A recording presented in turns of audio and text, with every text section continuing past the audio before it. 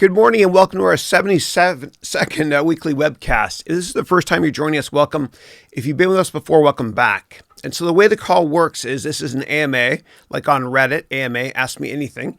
You can ask me business questions, personal questions, career questions, anything you want to. And I answer the questions in the order in which I receive them.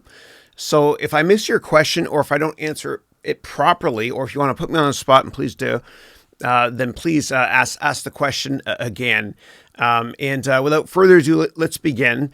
And what I usually do is I answer all questions I see that are text-based. And then when we run out, I go to Zoom in case you want to ask me a call that's video or audio-based.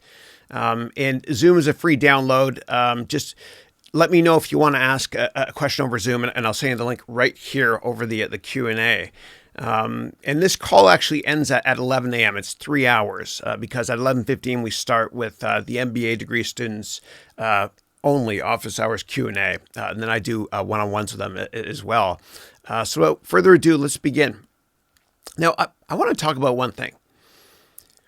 The second my kids learned how to speak, I taught them a couple things that really I think will help them confidence-wise and to be much happier, more successful in life, in whatever career they decide to choose. And those two things that I tell them are, I start with, you never, and then they immediately say, give up. And when my kids were 1.5 or 2, they'd say, give up. Like they couldn't say it properly, but now obviously they can. So you never give up.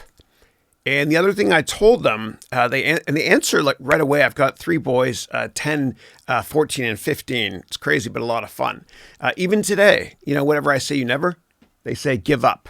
And the other thing I tell them is I always tell them, you always finish what you start. You always finish what you start. So from a very young age, they were conditioned to say those two things. You never give up. You always finish what you start. So I gave them kind of, since they were younger, this whole philosophy on life to never quit and to always finish what they start. Always, always, always from a young age. All right. So let me get to the questions here. So the first one we've got here is from Omar. Hey, Omar, how are you? Omar is saying, good morning, Chris. I want to thank you for all you do. Thank you very much. And thank you. And thank you all my students. You all inspire me so much. I'm so lucky to be able to get out of bed every day and work with all of you. I don't have a job. I have a passion. And if you get out of bed every morning and tell yourself you're going to work, then with all due respect, you're doing it wrong. You got to find your raison d'être, your passion, your purpose. What was the reason you were put on this earth? And the second you get out of bed and tell yourself, I don't have a job, I have a passion, then you're on the right track. But it can take a long time to figure out what you're passionate about. And it can take a lot of courage and a lot of guts to ignore the naysayers and people that doubt you. And a lot of people will doubt you. And as Eleanor Roosevelt once said, people are going to talk behind your back anyway, so you might as well do it. But for me, it took until my 40s. Until I realized I'm most passionate about teaching. And I don't have a job, I have a passion. And I'm able to do these marathon calls. And if you go back to October 31st, 2019, on my YouTube channel, you'll see that we did a call that was 9.5 hours. I never got up once. I don't say that to impress you. Rather, I say it to impress upon you the fact that when you find your passion, it won't feel like work. It'll feel like something you absolutely love to do. And again, it took me until my 40s to discover it was teaching. And I really wish it was earlier in life for me. Last thing I'll say on that is I really wish when I was younger, I was less insecure. I cared what people thought of me. I care what people thought of my clothes, my occupation, etc. And regardless of what expectations people have of you in life, just remember what Dr. Seuss said, which is those who matter don't mind, and those who mind don't matter. So we can't, live our lives trying to please somebody else. Otherwise, we'll always be their prisoners. You got to do what makes you happiest in life. All right. Yeah. And Omar is following up with, good morning, Chris. I want to thank you for all you do. And thank you very much. I appreciate that. I think I read that twice. The older I get, the better I was. The first question is it too late to buy stocks like Tesla or Amazon? So I'll never tell you what stocks to buy ever. I feel like my role as a teacher, humbly, is to teach you how to fish and not provide you with a fish, so to speak.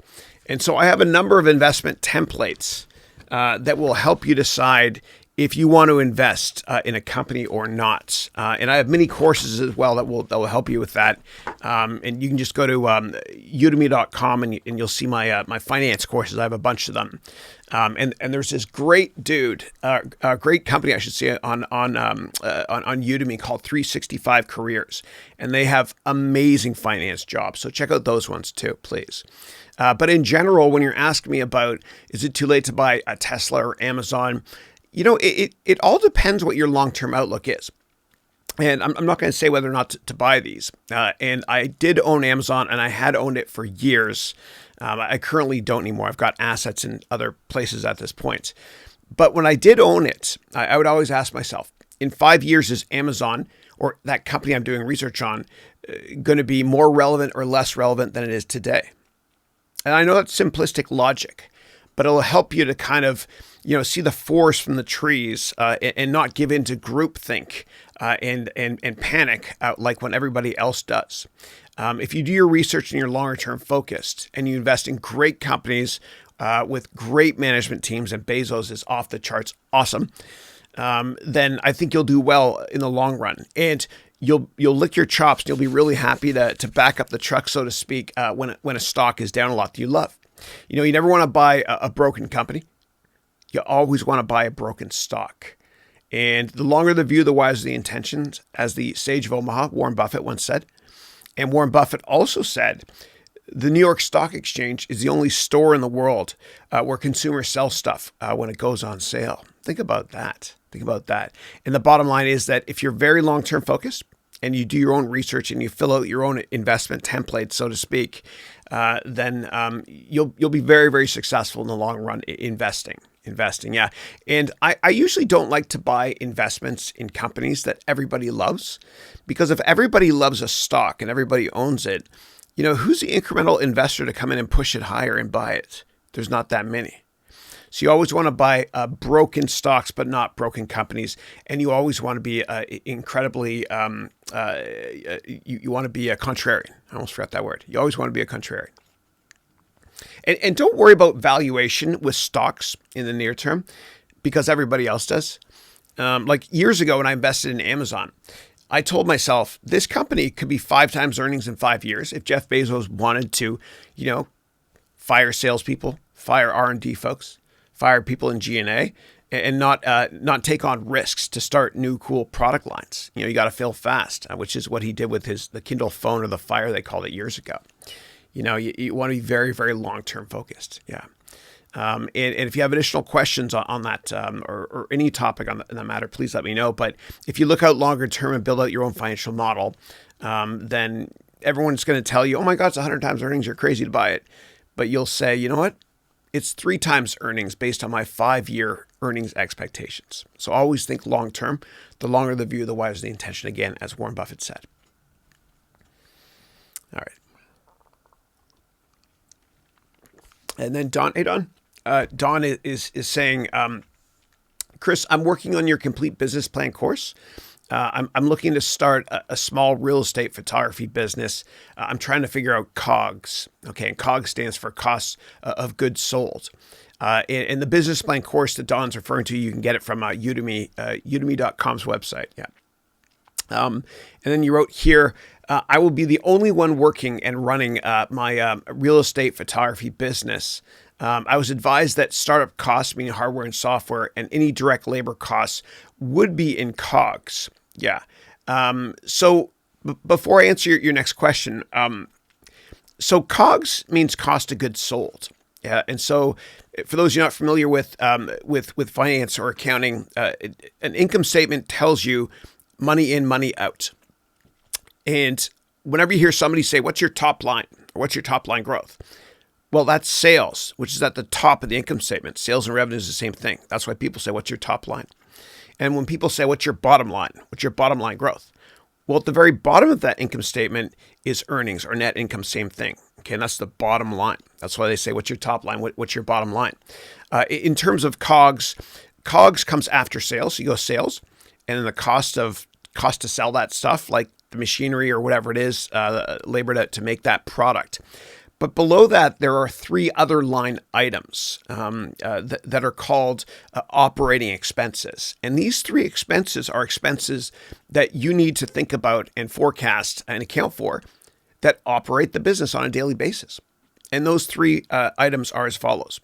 S&M, which is sales and marketing. You've got R&D, that's research and development. And then you've got G&A, which is general and other stuff, or general and administrative expenses. And usually when I don't know where to put stuff, I just throw it in that G&A box right there. And then later on down, you've got interest, taxes, and depreciation, et cetera. Okay, so you're saying the only startup costs I have would be equipment purchased and video editing software one-time costs. You wouldn't carry that cost from month to month, correct? Yeah, so what you would do is, the way to account for that is you would, so on your balance sheet, you would decrease cash by the amount that you bought something for, okay? And if you're going to expense it on a monthly basis, I would actually think about speaking to an accountant. I don't know where you're based, but usually the way it works is this for GAAP purposes, and that's U.S. nerd talk for accounting. The rest of the world's very similar. The way it works is you can take whatever stuff you bought to help your business grow, and you can depreciate it over time.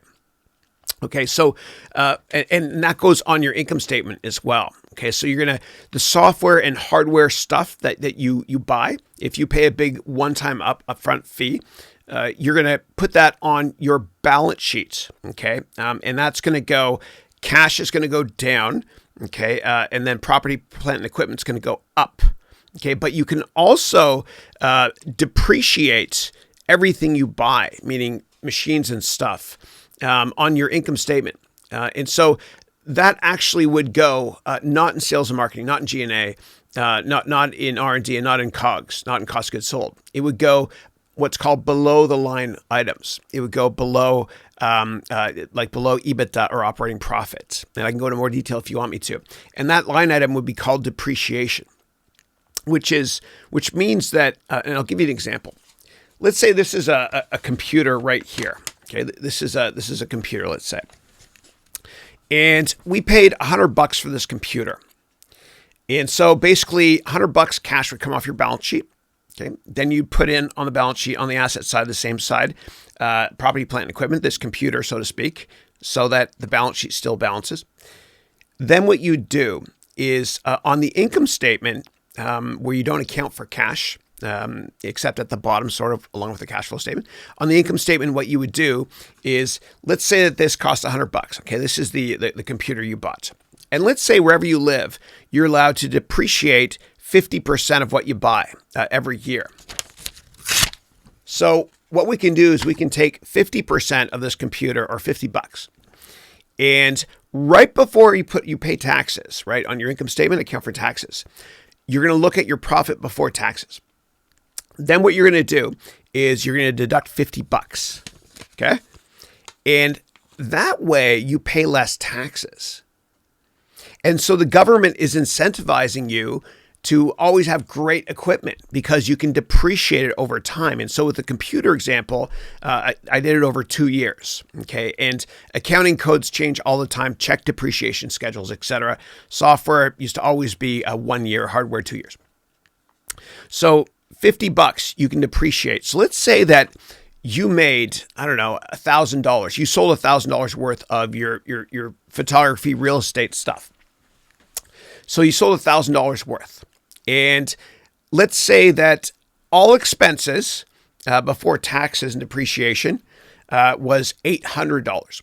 So you're left with $200 now. And let's say the tax rate is, let's say it's 50%, God forbid, but it is in some place in the world. Well, instead of you paying $100 in taxes and giving it to the government, instead of paying taxes on that $200, what you would do is you would deduct $50, okay, for this computer. So now you're only paying taxes on $150 worth of profit, so to speak. Okay, so $150 times 50% is $75. So by depreciating this, you're saving $25 in taxes. Instead of paying $100 in tax, you're paying $75 in tax. That's how you'd account for it. Okay. And last thing I'll say on this is that there's three financial statements.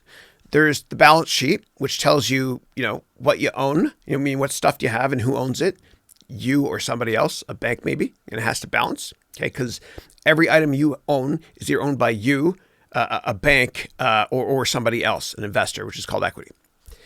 The income statement, which we just went through, tells you money in, money out. And if you look at the bottom line and you had $75 in profits, okay, it's actually not $75. Okay, it's different because you decreased a non-cash expense, which is depreciation. It's funny money. And so there's a third financial statement, which is called the cash flow statement, which will say, hey, Mr. or Mrs. Income statement, you're kind of lying to us. That's not additional cash in our pockets, net profits, because you're doing non-cash stuff like depreciation. So I'm going to correct you in my cash flow statement. And that's why all three statements are very, very important. In fact, I could give you the balance sheet at the beginning of the year and the end of the year, and the income statement at the end of the year, okay? And you could just use those to build out the cash flow statement automatically, which is what I've done for you in the financial model within that complete business plan course that you can get on Udemy. And if you have any follow-up questions, as always, please let me know. Thank you. And congratulations on starting your real estate photography company. I have a friend I went to school with, actually, named Kevin McCurdy. And Kevin McCurdy, who's still here in the Bay Area, I went to high school with him. And then after high school, he went to probably the best entrepreneurship business school on the planet, which is called Babson. And what Kevin did was he started a real estate photography company like you. And he started it in the late 90s. And it was called Bamboo. Okay, just like bamboo. And what he did was he had this technology where real estate agents would go into houses and take a 360-degree picture using his proprietary technology called Bamboo. Eventually, the company got acquired, and he had a wonderful exit. He was able to harvest his investment. And so maybe you want to take a look at something like that if you want to, if you're dealing with photography as well as real estate. And you got to be very cutting edge as well when you do that. So what you can do if you want to is you could get into virtual reality, and you can buy GoPro cameras that do virtual reality. They're only okay. It makes everything kind of look like an egg shape, to be honest, but it is pretty cool. And then that way you can have 360-degree virtual reality photography set up as another item in your product portfolio when you're doing real estate photography, if that helps. Another thing you can consider doing, Omar, is what I do in my MBA degree program is I try to push the envelope as much as I can. And I've started using augmented reality stuff. It's really, really easy to do. And anybody can do it. And I'm going to show you right now. And what I'm going to show you, Omar, Don, sorry. What I'm going to show you, Don, is a way to take 3D items that you model. I'm going to show you how. There's no code. It's so easy. If I can do it, anybody can do it. And you can take these 3D items and put them in any room you want to in any house. So what you could do photography-wise, and I don't know the full nature of your business model, but for fun, you could consider telling people, I know you're looking to buy a house. House, that's what we say in Canada. Americans say house, which is not right. It's house. We don't have the accent. Americans do. What you can do is you can talk to somebody who wants to buy a house. And you can say, I can photograph your furniture if you want. And then I can use augmented reality to show you what it would look like in the next house you're going to buy, for example. If that's a service people want, I don't know. So what I'm going to do now is I'm going to go and share my screen, and I'm going to show you how to do this. And what I'm going to show you is relevant for everybody on the call, because if you're about to go into an interview, or if you want to sell a product, if you could show an augmented reality version of that product on the spot, or if you're trying to raise money, it'll help you out tremendously. Okay, so let me go there. So the name of the product is Adobe Dimension. And if you subscribe to Creative Suite, which is $10 a month, it might be less for people that are students that look around, always do student search and search for codes. But if you get Creative Suite, you get this product for free. And I'm going to create something from scratch together here. Let me just make sure that I'm still recording. Give me 1 second, please. All right, good. We're still recording. Awesome. Okay. So let's say that somebody's got furniture in their house, and you can buy a lot of these and download them with a subscription service, these images from Adobe's website. But let's look down here and let's say that, I don't know, let's pretend that this here is a mirror. Okay, it says LED sign, but let's call it a mirror here. Okay, so say that's a mirror in your house. And you can add a bunch of other items if you want to. And I'll do that as well. Let me pretend that this here is, it's actually a bus stand. Let's pretend it's a piece of furniture as well. So you can put multiple items in. Okay, so let me go here, F. Okay, and what I'm going to do is I'm going to move this over here, go up here. I'm going to select bus stand with sign. Okay, pretend this is a piece of furniture. Silly, I know. I'm going to move that over there. Okay, and let's pretend that this is another piece of furniture you have. Okay, so you can put it here. You can turn it around slightly if you want to as well. And now what I'm going to do is this. I'm going to paint this furniture using 3D paint. Really easy to do. It's a lot of fun. And video gamers use what I'm showing you right now to make a lot of video games. It's a lot of fun. Plus the Unreal Engine and all the other complicated fun stuff. I believe in teaching technology without coding, always. Okay, so if we click here on screen, say we want to change the color of this. The way it works when you're painting 3D objects is, as you can see on that side of the screen or left side of the screen, you've got these balls. And the reason these balls, color balls, look like that is because they show you what it's going to look like, the paint, so to speak, with different light renditions on the side. And you've got corners and edges as well. So let's say that we want to paint this brass. Okay, so let me click brass. There we go, it's brass, nice. And then the outside here, the frame of this piece of furniture, for example, let's say for fun, we want to paint it metal, okay, like that. Okay, great. And then what you can do is you can change the opacity, the roughness, make it more metallic, etc. I'm covering that right now. I apologize. By the same token, with this bus stand, again, we'll pretend it's a piece of furniture for AR. And what I'm going to do is when I'm done with this, I'm going to show you how easy it is to show you this in a room. All this stuff, which is going to take no more than 30 seconds. Okay, so I'm under the gun now. Oh, put myself under pressure. So here's the bus sign. So the roof of the bus sign, let me make it purple, pretend it's a furniture, of course. The actual sign itself, I'm going to make it this color here. Okay, there, good. We're almost done. Go back here. And you see all the little pieces here?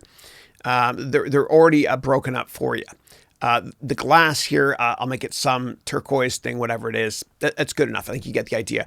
And you can drag and drop any text you want on it as well. It's really, really easy. I can go there if you want me to. Now what we're going to do is we're going to go to and what I'll do also after I show you this demo and how to put it here on Arrow, I've got 15 seconds left. Then what I'm going to do is I'm going to show you how to do it in PowerPoint. So what we'll do here is we'll go to File, Export, and we're going to select Scene for Arrow. Okay. And what's going to happen is this is going to export it to a free app called AERO.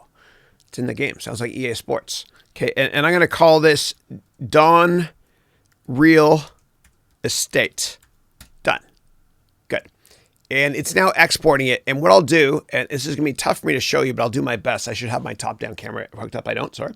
I'm going to go here to Arrow, AERO. Okay. I've got Arrow open here. It's an Adobe product. Okay. And then what I'm going to select is I'm going to select a new project, but it's going to, first of all, say, well, where do you want to put all this stuff? And so now you're going to see my very, very messy desk. I can't hide it from you. Okay, so I'm going to go like this, and I'll show you this in a second. So this is my desk. I'll show you what's on here. And it's kind of like when you used to play with the Wii. It wants you to kind of calibrate. Okay, so you go like this for a couple seconds until it's been perfected. Okay, great. Now what I'm going to do is, and I'll show you the final rendition in a second. Actually, what I'll do is what I'm going to do now is I'm going to hit the plus button, and I'm going to go to Creative Cloud and get my assets. Okay, what I just made. So this one here you can't read, but I can. It says Dawn Real Estate. Okay, I'm going to click Open, and now it's going to ask me, where do you want to put it? Okay, and what I'll do actually is I'm going to hit record here on my iPhone screen and share it with you immediately. Okay, so I'm recording now, and it's saying, well, where do you want to put the assets? And I'm going to tap right here, and now I can see it in every angle. That's me there. there. It's everywhere, which is pretty cool. So let me show you what that looked like. So I'm going to hit stop recording right here, and I'm going to actually play it back for you, and hopefully this works. So here it is here. Let's see. Oops. You see that? Okay, so that's my keyboard. You see the furniture there? You see it? It's on that side as well. Okay. Pretty cool, eh? It's pretty cool. And what I'll do is, because I know it's it's tough to be able to see that, I'm going to actually hold it up a little bit closer for you. Okay. And I'm going to get out of the way because I've got auto face recognition with autofocus. And let's see if this works. There's a lot of glare. But you can see the table there. See those two items on the table there? Right down there. Okay. And this is actually really helpful if you want to, if you're in a pitch meeting and you're trying to sell a product or raise money from investors, and you have an MVP, meaning a product that's a minimum viable product MVP, and you want to show it to them so they can visualize it and understand it better. You can use this. Now, I want to show you how to use this stuff in PowerPoint now for your presentations. You're going to love this. This is dope, as the younger people say. So what I'm going to do is I'm going to export all of it. Let me go back here and make sure everything's selected. Good. The scene. I'm going to go to File, Export Scene. Then what I'm going to do is I'm going to select here this format here, which is OBJ. Okay. Don't worry about why. Just accept it. And what I'll do is I'll actually put it here on my MBA master disk, and I'll call it real estate. Okay. And so that was exported, and I'm going to show you what that looks like now. So let me make the screen bigger here, and I put it onto this MBA master disk. And let me close everything so I can find it here. Here it is, real estate object. Okay, good. It's right there. Now what I want to do is I want to show you how you can put that in PowerPoint and use morphing in PowerPoint for these images that you've made, which is really cool for investor presentations and other presentations too. And yes, I am a nerd, but I'm having fun. Okay, whoops, PowerPoint. There we go. All right.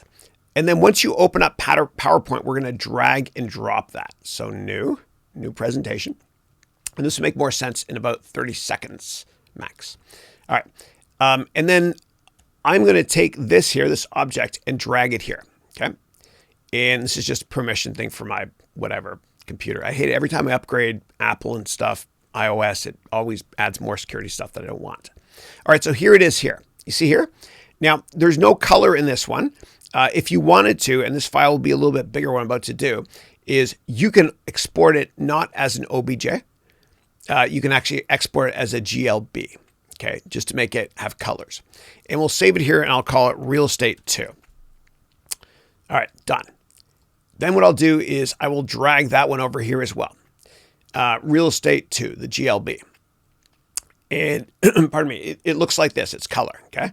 Pretty cool, pretty cool. Now let me just get rid of this one here, and I'm going to show you how to give a presentation with this morphing around, like all this stuff. And again, you can put text on there, whatever you want. You can drill, you can zoom it. It's so much fun. I love it. It's the best. So what we'll do here is I'm going to copy this, copy paste. And in the second image here, I'm going to turn this one over here, okay, and put it up here just for fun. In the first image, I'll make it right here. And then what I'm going to do is the transition is going to be what's called morph. So watch what happens when we play the slideshow now. So let's go in a bigger screen. Okay. So here's the first slide, and here's the second slide. Isn't that awesome? Very, very cool. Very cool. So, and anybody can do it with any computer, even if you have only 8 or 16 gigs of RAM. It does work. It does work. It'll take a little bit longer to render it, meaning save as a 3D thing within Adobe Dimension. But nevertheless, it will work. Let me try to find my way now and get back to the next question. And if you have follow-up questions about that, as always, please let me know. And thank you. Love that question. All right. Okay. Labor costs. Yeah. So, and Don, follow-up question here for labor costs. What I would recommend is if you hire somebody in sales and marketing, then what you'll do is you'll put them in S&M. Okay. If you want somebody that's if you want to hire somebody that's in that works in HR, they'll go into G&A, general administrative, meaning the other bucket. And if you have something in R&D, you'll put them in the R&D bucket as well. Okay, great. Thank you. All right, let's move on now. Next question is, all right, getting a bit worried, to be honest, because I'm looking right here, and you see up here, this means that the broadband is not that great. So if you guys are having streaming issues, please let me know. Usually I have it amazing here. One of my kids is home sick from school. He better not be playing Fortnite. I told him, yeah, anyway, so. All right, too much information, I know. Keeping it real. All right, Eileen, how are you? And Eileen, I think you're from the Philippines, right? And you're in my MBA degree program you'd mentioned. And so I actually had a meeting yesterday with Lamarck, one of my other MBA students. He's also from the Philippines. He's here just visiting. We had a wonderful meeting with him and his wonderful wife. And you guys should connect. I think he's from just outside Manila. But he's interested in online education, and you're interested in healthcare government policy. And I think you guys could partner to make a big difference there in the Philippines, if that's of interest to you. Yeah. All right. Eileen is saying, good morning, Chris. Checking in on my lunch break. We'll check in for the MBA webcast later, which starts at 11:15 a.m. Thank you. Always great to have you and everybody. And Jose is saying, hi, Chris. Good morning. I hope you're doing well. Hope you're doing even better. Thank you. And then Octavian saying, hello from London. Hello, London. Chris, just shared our pitch deck with you on LinkedIn. It would be a privilege to get some feedback from you. Also, thank you for all you do. Your Udemy MBA course, it's just amazing. Thank you. I appreciate that. And so I get a ton of inbounds, and I feel so bad, but I can't answer all of them. I don't even see a lot of them. I get thousands of emails, LinkedIn messages, etc., which is amazing, and I'm really appreciative. So I can't answer questions that way. If you're in the MBA degree program, I can do a one-on-one with you if you want, and you can sign up later this year. We'll have another cohort coming soon. But the only way I'll do this is if I can do it live right here, and this will be recorded and available to everybody. So if you say yes to that. Right here, what I'll do is I'll open up your pitch deck and I'll go through it and give you my humble feedback with everybody watching here, if that's okay. Otherwise, I won't touch it at all. I understand privacy is important to you, to everybody. Okay, but thank you for the nice comments as well. But give me the word yes, I'll do it. If I don't hear from you here, I won't touch it at all. Thank you though. Okay, and then we have Mibye is saying, morning, Chris. Hope all is well. Good morning to you too. Kanal is saying, good morning, Chris. Right back at you. Gold recently crossed its 7-year high, although it tumbled a bit today. Do you think it will rally further? So the reason that gold went up a lot, one of the many reasons, gold is a fear factor investment. It quite often does well when people are scared. Kind of like how people hate when I say this, but it's true. The US dollar usually goes up when people are worried about the global economy. Usually, okay. Gold is a fear factor index, so to speak. When people are scared, they buy it.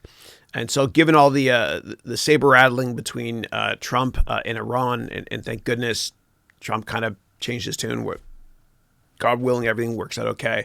I think it will. That's one of the reasons why gold was up, among others as well. And so I think every portfolio should have gold in it. I'll never tell you when to buy or sell anything. I'll leave it up to you. But I personally like to buy when everyone else is freaking out. If everybody buys the same investment at the same time, then who's the incremental buyer? There aren't that many. But I'll show you the best way to buy gold. And again, I'm not telling you guys to buy it today or not. So what I usually do is I go to Yahoo Finance. And I used to pay thousands of dollars every month for my hedge fund and my employees. For Bloomberg software. And I realized you can do all this stuff for free on Yahoo Finance. Yes, that's true. So don't ever pay for any software online, at least, if you're a student. So what we do here is we go to GLD, okay, and that's called an ETF, exchange traded fund. And you can buy gold right here. It's very liquid as well. And I recommend, if you're going to buy it here, because the expense rate to buy this here is only 0.4%, which is very low. A lot of mutual funds are 3, 4, and 5% or higher, and they're a scam. Mutual funds are a scam. For more details on that, search my vlog or my YouTube channel for mutual funds or just the word scam, and you'll see why. But what you can do is, this is very liquid. It's already traded 7 million shares today, times $150 roughly. Very, very liquid. So you can get in and out quickly. And the expense rate's only 0.4%. If you buy gold somewhere else, you're not sure unless it's a very reputable place. But a lot of people buy gold from very seedy places. If you buy from seedy places, then you don't know if it's real or not, or watered down, so to speak, or whatever they call it. So if you're going to buy gold, I recommend only buying this. And what some people do, and don't do what I'm about to tell you. I don't know why I'm going there, but I am. Don't go to a store and buy gold and then put it in a safety deposit box and then sell it back to that store and don't claim taxes. Don't do that. Yeah. I promise you I've never done that. I never will, but I know people that do that. But it is a risk. It is a risk because you are breaking the tax code, the law as well. Yeah. All right. Damn, now I'm going to get audited. I've never done. I never will. All I've got is my integrity. And in fact, when you go from job to job, the only thing you take with you is your integrity. So if you leave a company, always leave on really good terms, because that could be your reference as well. And as Warren Buffett said, it takes 30 years to build a reputation and 30 seconds to destroy it. And it's so sad how in society you have all these great business tycoons that do great things for the world, a lot of charity work, and all people remember them for is one stupid little thing they did. And 99% of the time, yes, they're wrong. It's awful what they did. But I mentioned that because you can lose your reputation like that. And Snapchat, all that stuff, dude, all that stuff it's there forever. Don't think it's not. Yeah. All right. All right. And let's see here. Jason. Hey, Jason. Jason's living in Florida. He's from Australia. Good day to you too. And Jason is saying, I just wanted to thank you for the nudge. I did as you said and produced my first vlog on the facial lighting hack, lights on paper. I also published to LinkedIn. Feels scary but good. Awesome. Okay. Jason, I'm going to show everybody right now because it is so brilliant what you did. And for those who are not familiar with Jason, great guy. He's in my MBA degree program. And he's an expert in the storage sector as well, and a good dude, and a Star Wars fan like me. But what Jason did was he showed you all how to create amazing lighting at your house if you're going to shoot videos for 1 penny. What does that mean? Oh, that's clickbait, Chris. I'm going to show you. And I show all of you how to do all this stuff in that videography, video production masterclass course that I teach with my good friend, Steve Washer. So what I'll do is Jason, I'm going to go to your LinkedIn profile. Okay. And I want to show everybody how to get perfect lighting in your room for 1 penny. Okay. I'm buying time here. Here I go. All right. So let me go to LinkedIn. Okay. And then what I'll do is I'm going to go to Jason. Here we go. And then on Jason's profile, let's see all his activity. And let's see his post. Oh, here it is here. Okay, good. Yeah. Great. So I'm going to increase it. I cannot unmute this. I'm so sorry. And the reason it doesn't look great, Jason, is because I've got low setting here for buffering, but screw it. I'm going to go all out 1080p. I'm going to do it justice. There's beautiful Florida there. And again, I can't make sure we're recording here. Hold on. Yeah, good. I can't turn on the sound. Otherwise, it'll mess up the YouTube sound at the same time. But what I'm going to do is I'm going to forward here to Jason's room. Here it is here. Okay, great. Awesome setup. Okay. And I'm going to explain what he's got right here. So he's got these 2 pieces of paper. Okay. Remember I said for 1 penny. And what he does is he has this light here and this one. And he puts the light, he shines it on here and it reflects back perfectly on his face. It's a genius hack. I can't believe I never thought of it or never seen it before. Right. And I think this video will probably go viral at some point. I'm sorry, I'm not doing it justice because I don't have the audio on here. He's pointing to his light. He's saying that's one source. Okay. And then what he does is he points there. Okay. Look at that. Really cheap lights. Probably got it from IKEA, which is Swedish for common sense. And that's the lighting he gets. It's actually very good lighting. And that's without it. That's with it. It's amazing. And right here on the right side is his window. So he's got some natural light coming in, which looks nice here, hitting the side of his face, right there. Okay. That's off. And then he turns it on as well. Right. So yeah, So he shows you a bunch of different angles. Check it out if you can, though. I think it's absolutely brilliant. It's really, really simplistic. It's awesome. Awesome. Very, very easy. And Jason, thanks so much for sharing, and congratulations on starting your social media strategy. I want to learn more about you. Hold on a second. Oh, that's what I'm talking about. That's a shameless plug. One of my students here. Excellent. Thank you. All right. No more shameless plugs, Chris. Back to questions. But Jason, great job. Great job. And that's the first of many. And when you make YouTube vlogs, and I'm talking to everybody in general, don't try to be perfect. People they'll love you more for your inconsistencies, or if you make a mistake, whatever. Just keep the camera rolling. We don't have enough time to, make everything perfect in life. But after a while, you'll get a lot better at it. And Jason, that was awesome. The quality was great, actually. It was great. And if you don't mind me asking, Jason, what camera did you use, especially outdoors? I'm just curious. It looked amazing. Great job. All right. And Kunal is saying, do you think that the middle class is shrinking and there is an increase in wealth inequality? So it's tragic how a very small percent of people own the bulk, or 80 or 90% of the world's wealth. I don't know. I don't think it is in certain countries like China. It's not.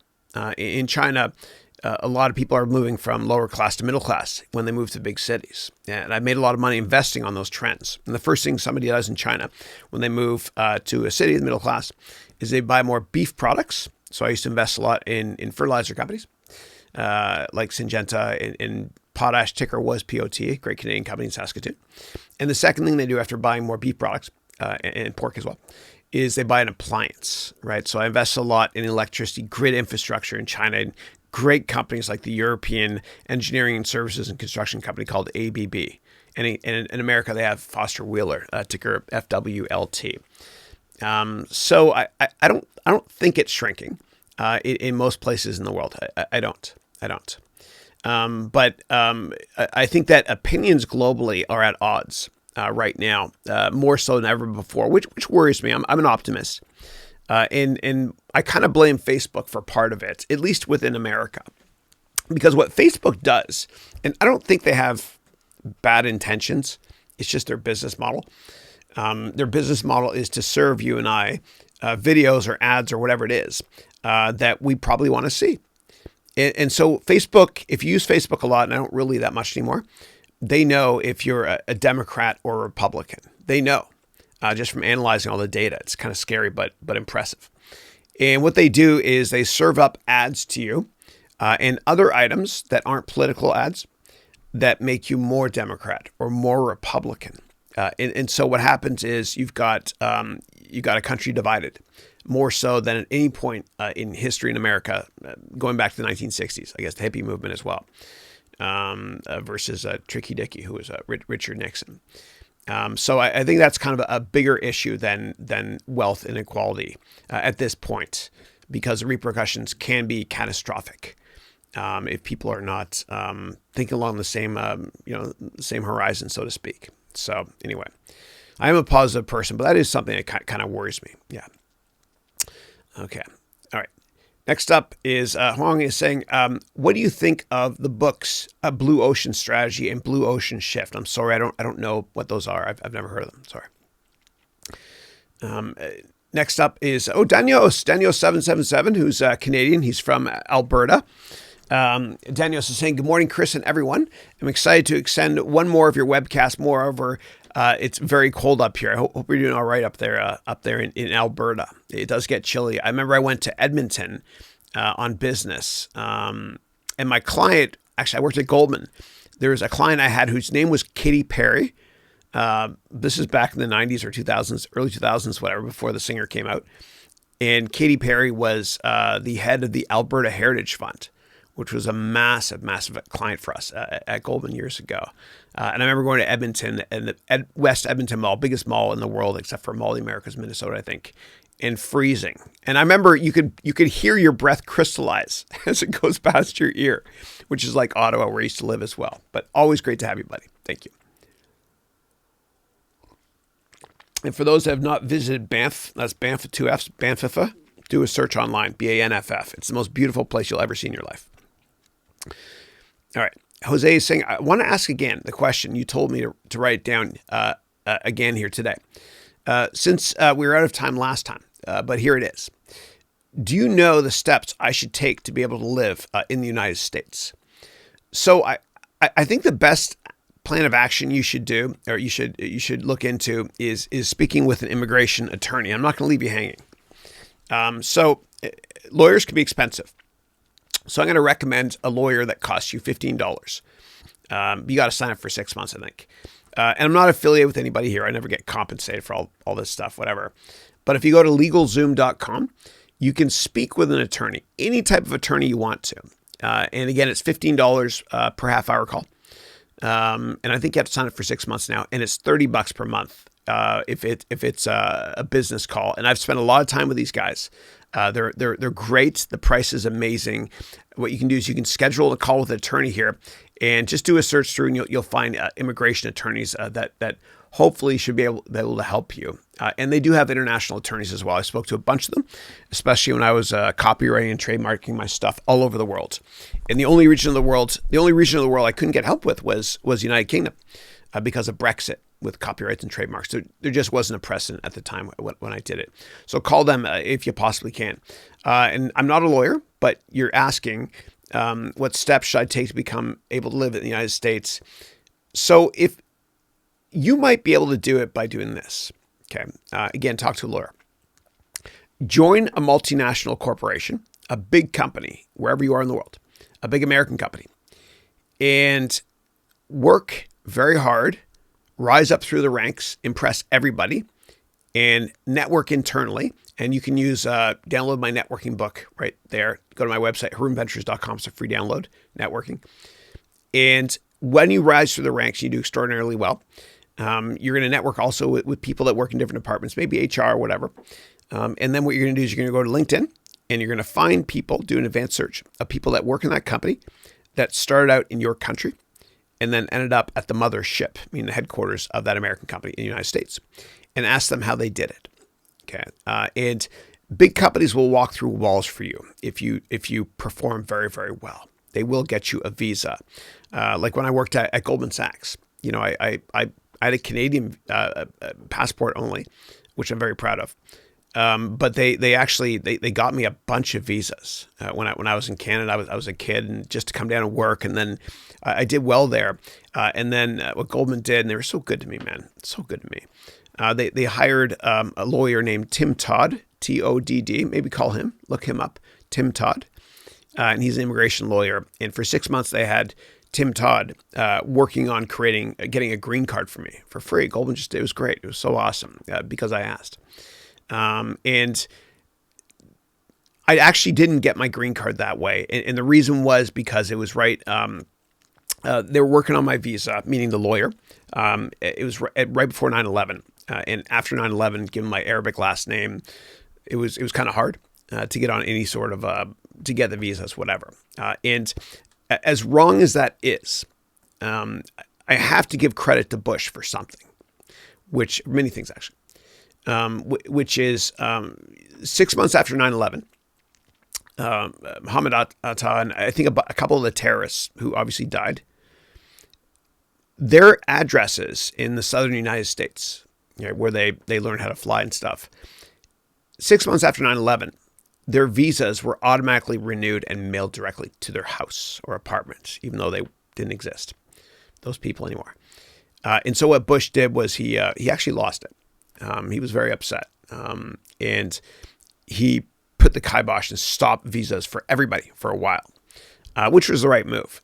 And the fact that there hasn't been any sort of big event since then, knock on wood, is a testament to the Bush administration and the Obama administration and the Trump administration too. So I know I usually don't get political in these calls, but I'll call a spade a spade. So anyway, that's a little bit personal for me. But I was on a list for a while, and at first I was kind of hurt. I was like, this is ridiculous. And I remember I was in Germany actually going to visit SAP. I landed in Frankfurt and then some driver took me out to Waldorf to meet with Henning Kagerman and Leo Apotica at the time. But I remember at the airport in Frankfurt, they even asked me what's the ethnicity of my last name. And I'm proud of the fact that I stood up for myself. I said, "This is ridiculous. This can't be done." And then she kind of broke down a bit, the person, and said, "Well, I'm Turkish, and I thought you were Turkish as well." So I don't think I've ever mentioned that before, which is cool. So I didn't go further than that. I thought maybe she was just curious. But no, it was tough. It was tough, and it took me another 7 years. 2007, I finally got my green card, and then I applied for citizenship, and yeah, but it took a while. Holy, that was a long answer. Bottom line is hire a lawyer. Okay. All right. Next up, and I'm very proud of my heritage. Okay. Andrew Dupree is here. Yumi Dupree, Mr. Owen Wilson from Toronto. Andrew's the inverse of me. He's an American living in Canada, and I'm a Canadian living in America. Okay. US and A. Good to have you. Jose is saying, I founded a marketing agency with my U.S. partner in the United States, but my name is not on it because I'm Mexican. We're a small team of 4 people, and I know it may be a long shot, but I wanted to see where you think I can start. Yeah. Well, let me ask you this: is as much as I enjoy living here, why do you have to move to be successful? I think anybody can start a company anywhere in the world. All you need is a browser and heart, right? And heart. And I'll walk you through all the steps you need to be successful. But there's no reason that the next great tech startups or any startups are based anywhere in the world, outside the United States. I think we've kind of witnessed the death of distance, where anybody can start a company. The founder of Udemy started the company actually in Turkey. Speaking of Turkey. But let me know why you want to, Jose, why United States? Why not Mexico? Like what is your business model? Let me know a little bit more about it. If it's a marketing agency that's all web-based, you should be able to do it online, right? I know it's not as simplistic as what I'm saying right now, but the world certainly is flat. And so if you look at just a little bit more general marketing stuff, there's a website I use all the time. And for anybody looking for a side hustle, you guys should consider this. Fiverr.com. It's 5 with 2 R's. And what I do is a lot of the stuff that I in my courses, whatever, I actually get I get from here. All right, so let me just log in. Like a lot of my translations, a lot of my graphic design stuff as well is right here. So I have people that design my logo. PDFs as well. I use a lot of customized JavaScript-based PDFs in my MBA degree program. I get it from here. And the woman that designs my book, and she rocks my book covers, her name here is UltraCon22, and she's based in Bangladesh. I think the world is flat now. I think you can start a company from anywhere. And so if you're doing something marketing oriented, see if there's a way you can do it here. And there's another website you can use also, which is more expensive, but you get what you pay for, called Upwork, which I've used before as well. And they're all over the world, all these brilliant people here. So let's go here just for fun, sales and marketing. Sounds like you're doing marketing. I don't know, search engine marketing. I'll pick a random one here. Short term, let's see what comes up. Oh my God, just let me see people. Okay, I'm just randomly clicking on things. So I want to show you. Okay, and I do have an account, I think. Yeah. So log in, and you can search through here, Jose, to see if there's people that do what you're doing that you can do remotely as well. Okay. Well, anyway, if you click through, you'll be able to see people from different regions of the world, all doing great work. It doesn't matter where you're based. And if you want to drill down, discuss this in more detail, and excuse my ignorance, if it's more of a hands-on business you have set up and not virtual software based, then maybe that makes sense for you to be located elsewhere as well. But why can't you fly in for business every now and then to do meetings? I don't like. Let me know. I want to humbly help if I possibly can. Again, I'm not an immigration lawyer, but anyway. All right. And then Kamal is saying, "Hi, Chris. Happy New Year. Same to you. Same to you." Oh my God, I forgot to call my dad on January 7th. Right? What's the date today? Yeah, my dad is Coptic, he's Orthodox, and it was his Christmas, January 7th. Damn it. Yeah. Happy New Year to you too. And Dante is saying, good morning, Chris. Dante, it was so great to put a face to the name. When we did that webcast, the Zoom one-on-one a couple of days ago during the MBA degree program, and I hope you're feeling better too. Dante is based up in Montreal. He used to live in Ottawa. He's a Shopify expert, and he's moving to Europe soon. Brussels, I think you mentioned, right? But it was great to see you. And again, I hope you're feeling better, buddy. Okay. And then Kamal is saying, please give me some career advice in this new year, meaning 2020. Sure. I'll do it. Hold on a second.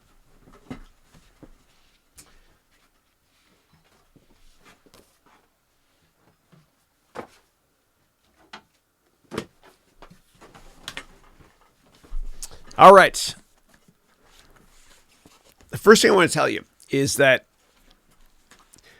your network is your net worth. I really believe that. That's a brilliant quote from Porter Gale. I wasn't aware of her until recently, and I read some of her stuff. I'm a fan, and so I had that poster made. But relationships are more important than product knowledge. And so I want you to read this book cover to cover. Okay, it's 200 pages. It's free. And just download it from my website. Don't buy it anywhere. Go to harounventures.com, download this book. And if you follow the methodologies in this, I promise you will get the job of your dreams. Okay. And you will get customers as well. I promise you. And you can even take my complete job course on Udemy. I put my reputation on the line on that one. And I've done some promotional campaigns for that course saying there's a lifetime money back guarantee, personal from me to you. That's how convinced I am that you will get the job of your dream. But business all comes down to networking. You know, relationships are more important than product knowledge. Always, always, always. Remember that. Remember that. You know, when we're younger and we're in school, we think that, if I get good grades, life works, my parents are proud of me, doors open, etc. And then you get into the real world and you keep your head down, you work really hard in a big company, and you think that you're going to get noticed and you're going to get a raise or promotion. That's not true. That's not how the world works, unfortunately. If you want anything in a big company or in life, you have to ask over and over and over again. Ask and you'll receive. It's prophetic. It's been true since the beginning of time. If you want to raise, you got to ask. You want to get promoted, you got to ask. You know, every person that's made CEO, they didn't make it just by doing a good job. They asked over and over and over again behind the scenes, without exception. Every single one of them, unless there's nepotism involved. So you got to ask. You know, it's the same thing with dating. You know, you just got to be relentless, like a pit bull and a pork chop, and just network like crazy. So that's my biggest advice for you for 2020. And if I told you that if you leverage LinkedIn and you asked for an informational meeting with people that work at companies you want to work at, if you did that every week and met with one person every week, all week long in 2020, every week, I should say, if you did that, if I told you if you did that, you would get the job of your dream or the customer of your dream or the investor of your dream. Would you do it? Of course you would. You got to do it. And most people don't follow through. And when I used to teach during the evenings at a bunch of different MBA schools and undergraduate schools here in the Bay Area, the first day of each class, of each semester, and there's 10 weeks, I would say to my 70 students, if I told all of you that if you did 10 informational meetings over the next 10 weeks, meaning networking, that you would be guaranteed to get any job on the planet, would you do it? Every hand goes up. It's like the wave at a sporting event. Then on the last day, right before the final exam, and I was always an easy grader, on the last day, I would ask how many people did it, and no hands go up. And I say, how many did 9? No hands go up. How many did 8? 1 or 2 hands go up. And those are the students, not with the top grades, because getting great grades is not a precursor for how successful you're going to be in life. The ones that put their hands up were the ones that were well-rounded. You know, they went out and they partied, they had fun, they did enough for school, average or above average grades, good enough. That's right. But they networked a lot, and they got the jobs of their dreams. And so I'm trying to impress upon you humbly the importance of networking. That's your number one goal this year. Okay. And like I mentioned, if you do an informational meeting every week, and take my complete job course for more details, but if you did it every single week, if you're guaranteed to get whatever you want, would you do it? Of course you would. You just got to be resilient and willing to fail, and please fail a lot. Because in business, you only have to be right one time. And if you look at J.K. Rowling, she was rejected by about 30 publishers. You know, who has the guts to fail 31 times? She did. And she was frustrated, and frustration leads to reinvention. You know, it helps you to have a breakthrough moment in your life. You know, poor thing was a single mother with a child. Obviously, single mother, yeah. Otherwise, it'd be single woman, yeah. Single mother with a child, deadbeat father. There's no such thing as a deadbeat mother, in my humble opinion. She hated her job as an assistant, and she failed like 30 times in a row. And that's the same thing I'm asking you to do, is over the next 30 odd weeks or whatever it is, how many weeks are left in the year, a little bit more than that. I want you to network and get those meetings. It's like dating. You know, if I told you, if you asked out 20 people, like let's say that you're looking for a woman that's funny, intelligent, gorgeous, outgoing, you know, fun-loving, whatever. If I told you that if you asked out 20 of these perfect people and they all said no, but the 21st, pardon me, you know, somebody way out of our league, whatever, which is all up here, by the way, but whatever. If you asked out 20 people, the 21st would say yes, and you would have happiness for the rest of your life. Would you do it? Of course you would. Of course you would. So please do it. And please fail a lot, because in business, you only have to be right one time. And so you got to network like crazy, like crazy. This is more important than grades. That's why so many successful people don't have degrees, because they network like crazy, yeah. And another book I want you to check out is this one here. Okay, and this is a great book. It's called Give and Take. And if you give a lot in business, you help other people, mentor other people, you know, it's a wonderful thing, because you do receive. Give and you will receive. It's prophetic also, and been true since the beginning of time. And the crux of this book, I'll summarize it very fast, is the poorest 1% of people are givers. You know, people with beautiful souls, like Mother Teresa. And I've got a Mother Teresa quote I got to show you. All right. Peace begins with a smile. Yeah. Isn't that great? But the poorest 1% of people in the world are givers, like Mother Teresa. And they give with their heart. The middle 98% of people in the world are takers. Most people are takers. They don't want to help other people. And the top 1% of people in the world by net worth are givers as well. They probably networked a lot, because your network is your net worth. They're givers. And they never gave because they wanted to make money or whatever. They just wanted to help. They thought with this first. You think with this first in business and while networking, this will work a lot better in all aspects of your life. The third book I want to mention is one of my awesome students in my MBA degree program wrote this awesome book. And his name is Eric Vandergraff. Okay. And Eric wrote this book, and anybody can write a book. Eric's books are better than mine. And I'm going to provide you a template to use to write a book yourself. Okay. And Eric used my template as well. And it's so exciting. It just got published. It always remains up there on my top shelf. And all of my students' books, I want all my MBA degree students this year to please publish a book, because I want that whole shelf to be full there. I've got 157 students in our inaugural first class. I want 157 books up there, please. But I'm going to show you how to write a book. It's really easy. If you know how to use Microsoft Word in a browser, then you can write a book. So what I want, and the reason I mention this also is because, Kamal, I want you to go to networking meetings and give people your book. Okay. Who does that? Who does that? How badly do you want that job or that customer? So here's what you're going to do. And a lot of my students have already done this. I want you to go to my website, harounventures.com, and then /write book, all one word, all lowercase. Okay. So harounventures.com /write book, all lowercase. And you can click here to download a book template.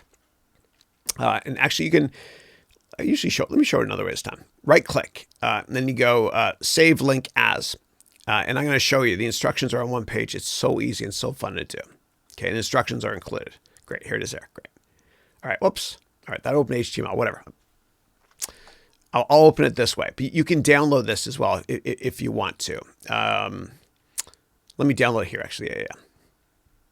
Got to practice what I preach, right? All right, so I'm opening this now in Microsoft Word. I'm going to show you how easy. Oh, here we go. Good, great. All right. So the instructions are in the first page. And the template that I provide you with, which Eric uses as well, which with all my books I've used as well, including my networking book and other ones, whatever. The template you're going to use is 6 inches by 9 inches. Okay, and this is the template right here. I've justified everything for you, margin-wise and all that good stuff. And all you have to do is just fill it in. Put your book here and an image. Go to LegalZoom, whatever, pay $35 to copyright it or whatever it is. Speak to a real lawyer, not me. Dedication to my mom and dad who gave me faith and confidence to know in my heart that you can accomplish anything in life. I love that. Okay. Thanks, mom and dad. But here's the table of contents here. It's all done for you, right? So if we go here, say you just wrote chapter 1 here. So we'll call it chapter 1. Hi there. Then what you're going to do is you'll go over here and you just go update fields, update entire table, pages, whatever. And there it is there. Hi there. Hi. But here are the instructions. The instructions are as follows. To put it on Kindle, meaning the Kindle Reader and the Kindle app, which runs on every device on the planet now, just click here.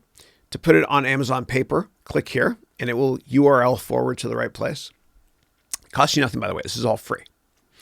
And then to put it on Audible, which is ACX, also owned by Amazon, click here. And then if you want to get a cover made, go to Fiverr, and then go to UltraCon 22. Right, this is an amazing woman that I work with. I've never met her, but she's based in Bangladesh, and she'll make your covers for at least $5. And I usually tip a lot more too. Please tip as well. And that's all you got to do. That's all you got to do. And then what you'll do, Kamala, is I want you to bring that to you to networking meetings and or job interviews, and bring your book. Who does that? Well, you got to ask yourself, how badly do you want that job or that customer? All right, now I got to put my books back. Give me 1 second.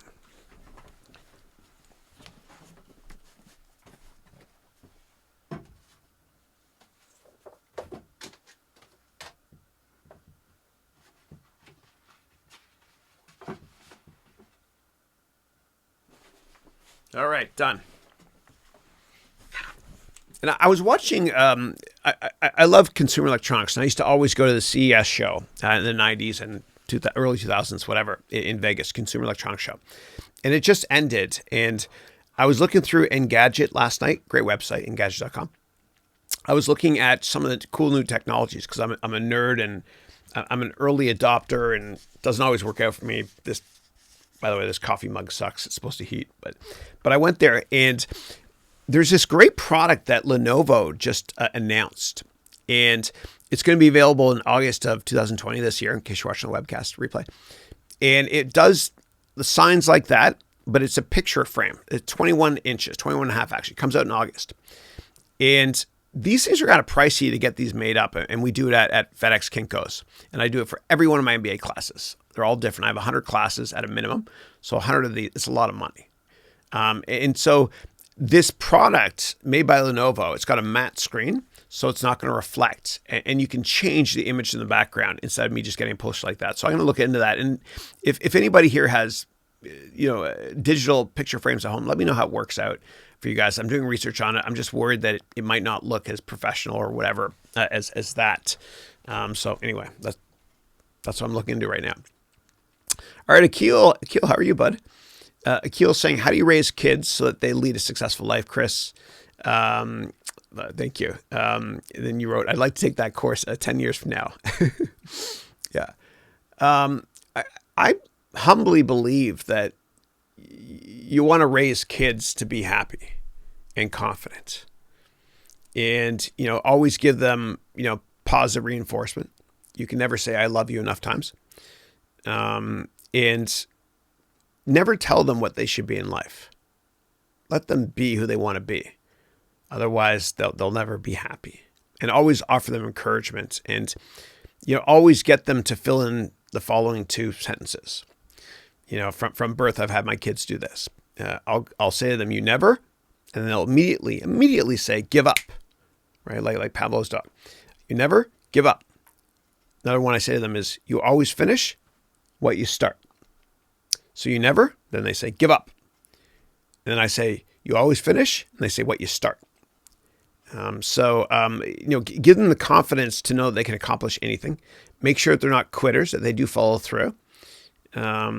Just never tell them what to do, what to be.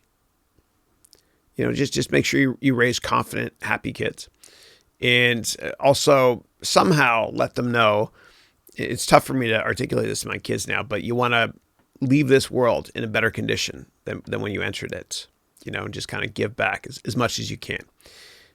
Also, another thing is, if your gut tells you that one of your kids' friends does drugs, your gut is always right no matter what. And you guys know what I'm talking about. Like when I was younger, and you guys probably went through this too, my mom and dad would say, "I don't want you hanging out with that person because they do drugs." I'm like, "No, they don't do drugs." They did drugs. And once you lose your kids when they're teenagers to drugs, it can be almost impossible to get them back. So, and you guys probably know what I'm talking about. There's probably a lot of losers, druggies that you guys knew that were when you were teenagers, and they're still the same way. You can turn it around. It happens, but it's tough. It's tough. And so I try to keep my kids busy as well. A lot of activities. And even in the garage, Andrew and I, my son and I, we built a gym. And if you get your kids into loving themselves and caring about their body and exercising when they're teenagers, the rest of their life works out better. They care about their bodies. They don't do drugs. They eat properly, whatever. They rest. And when this works better, this works a lot better as well. It's kind of like that saying, if you want something to get done, give it to a busy person. I really believe that. So keep them busy. Keep them busy. Always, always, always. And don't pressure them. Like you have to go to Stanford or whatever it is. You do what you want to do and expose them to everything. I kind of feel like my job, as a parent and as a teacher, is I'm a waiter. And this is the restaurant I proposed to Christine, my wife, in France. I'm a waiter. And I provide you, my students, with a menu of career options. You don't have to take them all. Just like you don't have to eat everything on the menu. And if you want to get the souffle, you got to wait an extra 20 minutes, okay? It's true. But you want to expose your kids, just like I want to expose my students to different types of career paths. Maybe have them intern as well. Like my son is going to be shadowing for a day a couple of my friends and their jobs as well to see if he enjoys it. And if you raise kids to do what you want them to do, then they're going to live their entire lives feeling like they're a prisoner to you, and they'll never be happy. And when you have small kids, you have small problems. When you have big kids, you have big problems, unless you raise them right. So, and I'm only answering this because you asked me, but you want to raise them to be confident, to be happy, to be polite, and to just do what they're passionate about. What's the point of getting up every day and doing something you hate doing? Like, I remember when I was a kid, I used to laugh so hard until it hurt. Do you remember those days? And then once I started working, I didn't laugh like that anymore. I wasn't myself. And I wasn't confident. And I wasn't happy because I was doing jobs for the wrong reasons. Like I went to Wall Street because I don't know.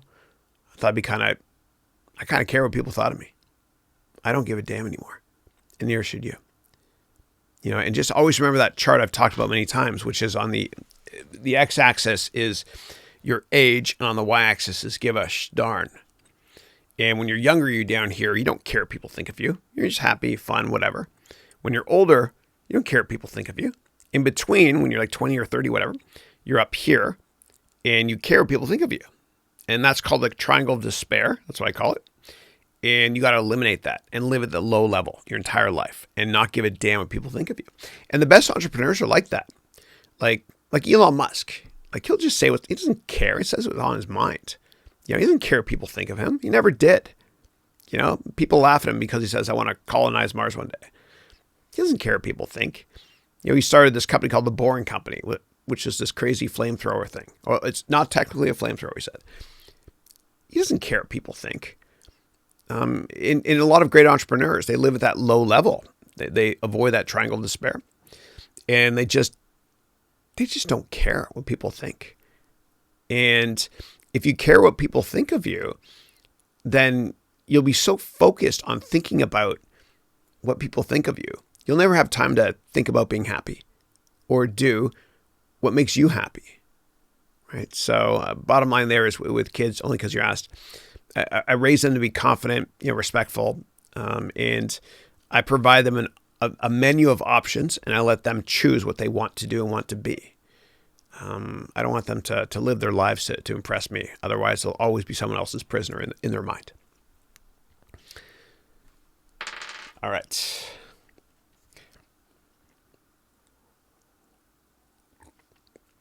And Arthur is saying, hey, Chris, good morning. Good morning to you too, Arthur. First time I've seen you on the call. I hope you join us again. And Arthur is saying, I'm 17 years old. What is your advice for someone my age? Wow. So I would say whatever makes you happiest in life, try your best to make that a career. I know it's tough because not all things that you do that make you happy can generate enough income to support yourself. But I want you to do that. I want you to take career risks. I want you to take the road less traveled. It is as important as it is to be respectful to our parents, and that's one of the 10 rules I live my life by. If they want you to be something, a lawyer, God forbid, or an engineer, who the hell wants to be a lawyer? Unless you're a civil rights lawyer, then I love you. A lawyer or an engineer, whatever it is. I want you to have the guts to do what you want to do instead. And explain it to your parents. They'll understand that you want to follow your heart and you're passionate about whatever industry it is. And we all have something to teach.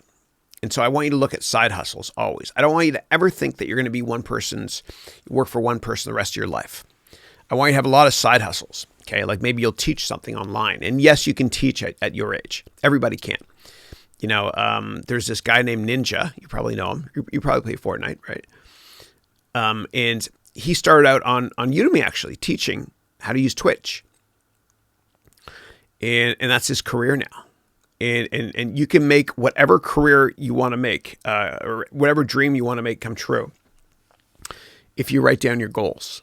So write down your goals often, but think longer term too, Arthur. Think, 10, 20 years out. What's your perfect life? Write that down, your goals, and then work on filling that gap. It's kind of like Jeff Bezos at Amazon, the founder of Amazon, of course. And he still runs his company like it's a startup. It's awesome. That's why they're successful. He has all of his product managers, meaning the people in charge of different products like Kindle, Amazon Web Services, Amazon Fresh, Amazon Prime, whatever. He has all of his product managers at the beginning of every year write a press release. And that press release is not going to be released until way, way, way in the future. And he does that because that's a goal-setting strategy. And he helps them to kind of think about how to fill that gap. That's what I want you to do as well. I want you to be long-term focused and not give a damn what anybody thinks of you. And I'm not saying, in general, be rude or disingenuous, whatever. But if you care what other people think of you, again, you'll never be happy. And as Dr. Seuss said, those who mind don't matter, and those who matter don't mind. All right, John Clee from Rochester. How are you? I always smile when I see you because you asked me over a year ago. First question you asked was, who are my favorite comedians and favorite Canadian comedians? And every time I see your name, I think of John Cleese.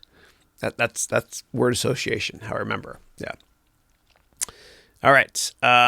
So John is saying, what does it mean when it says iShares in terms of an ETF or a stock? iShares is just a brand name. It's a brand name. It's like me saying, I want to drink a cola. I'll drink Coca-Cola or Pepsi-Cola. Yeah, it's a brand. Okay. And Andrew's saying, hey, Chris, I watched a live interview with Carlos Ghosn today. And I'm smiling a bit. And yes, whatever it was he did with Renault, yeah, there were issues as well. And who am I to judge? Judge not lest ye be judged. But part of me, I don't know, man. Part of me kind of respects what he did. Escaping Japan to go to Lebanon in a cart or whatever it was. Only because there are certain, I'm not going to go there, but there's certain inequalities to the judicial system in Japan that just aren't fair. And, everybody deserves to have the right to a trial. And I think that everybody is innocent until proven guilty. Okay. And yes, I've read the same articles you have as well. And yes, a lot of things are saying he did. Yeah, they're wrong. I get it. But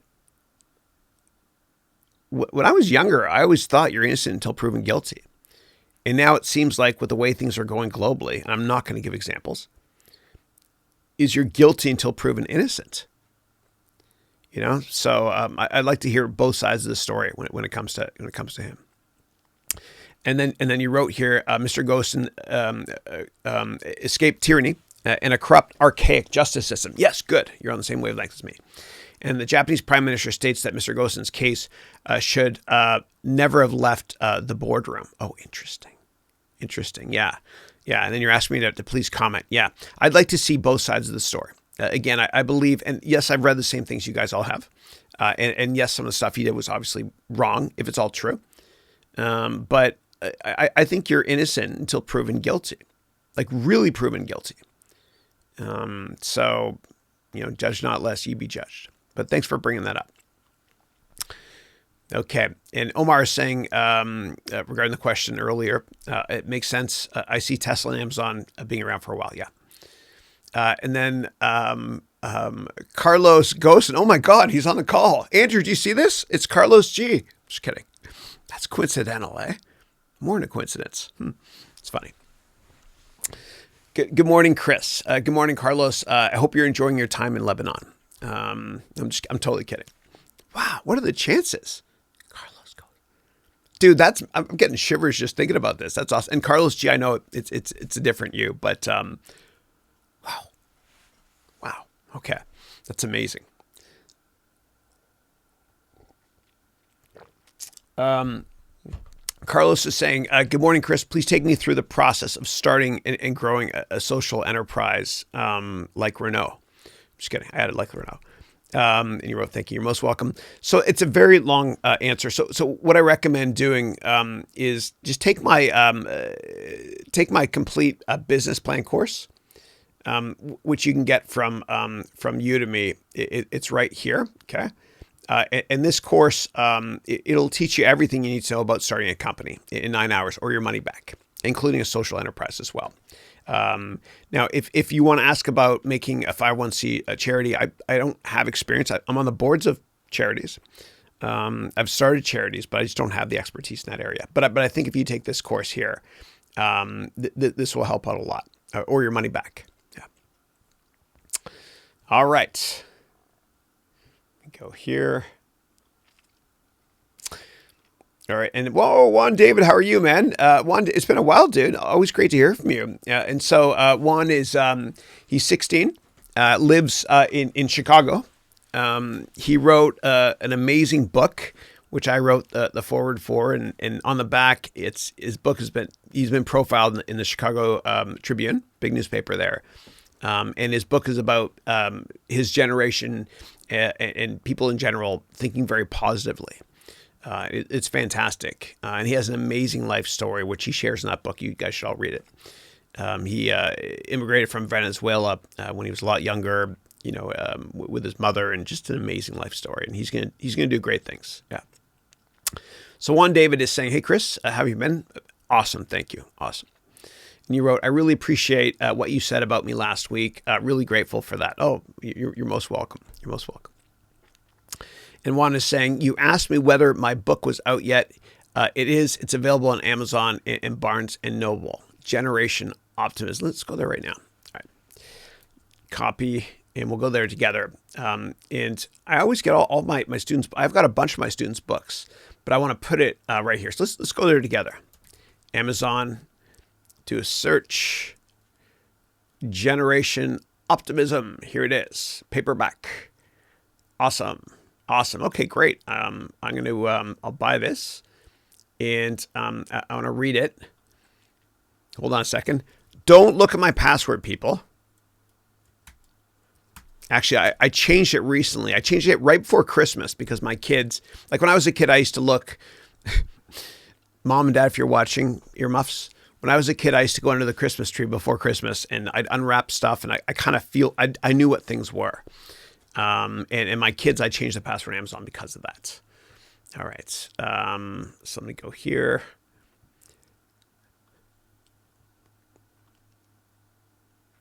Great. I'll get it on Saturday. Thank you, one. I'm going to profile next class as well, or next week as well.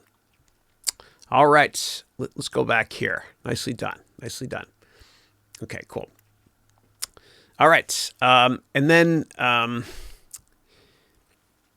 Juan is saying, on the other hand, my second TED Talk is live on YouTube. Looking forward to hearing what you think of it. You'll love it. Just type Juan David TED Talk, a case for more youth optimism. Awesome. That's amazing. The second one, dude, you're 16. You wrote a book and you've done, and I saw your first TEDx talk, which was awesome. You're doing 2 now.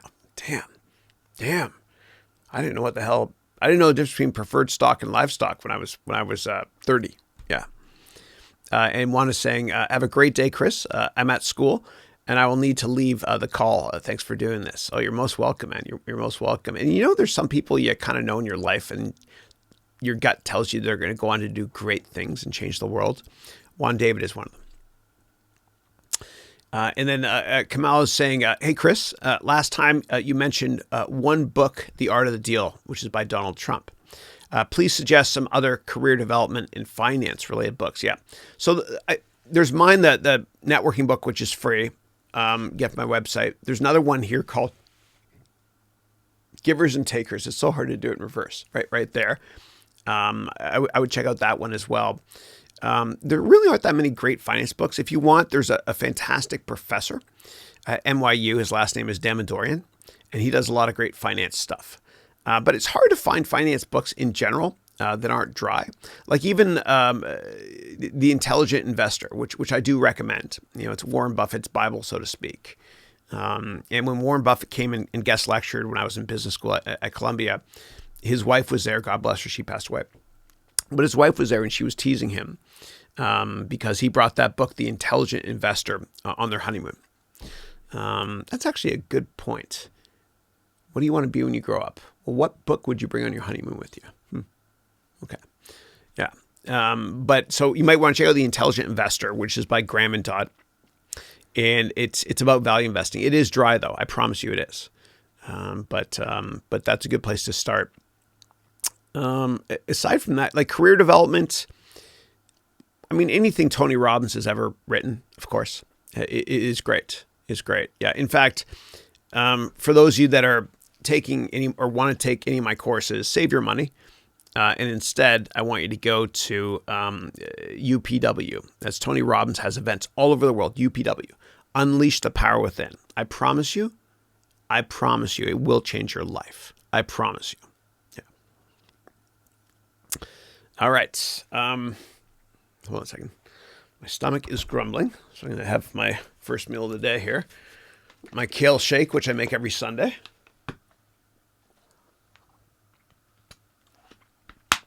And I ran out of whey protein. So this week what I did was I put Greek yogurt in. And dude, put a little bit of Greek yogurt, organic, fat-free, all that great stuff, high in protein, low carbs. Put Greek yogurt in your shakes, man. It's amazing. It tastes really good. That must be the secret from all those great shake places where you get milkshakes from. And put acai in as well, and cinnamon. It's great. Okay. And Ted is saying, Chris, I wholeheartedly agree with your emphasis on the importance of regular exercise. In fact, I used to go jogging every day, but recently I had to stop because the ice kept falling out of my drink.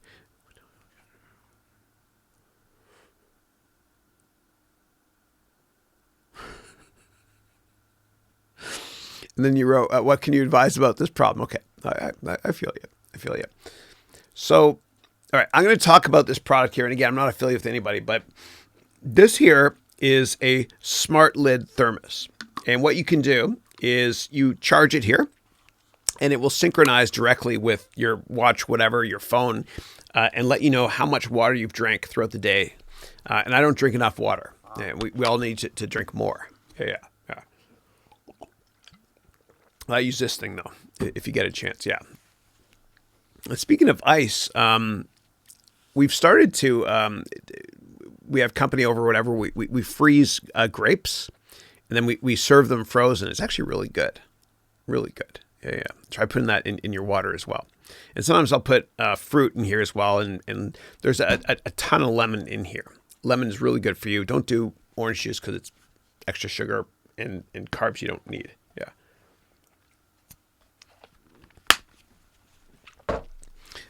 Okay. I agree with you on exercise. Absolutely.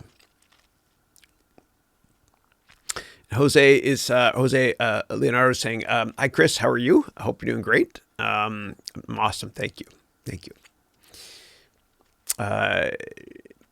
And then Andrew is saying, is randomness known or unknown? So when it comes to investing, I don't think anybody should be a short-term investor. Don't be a trader in general.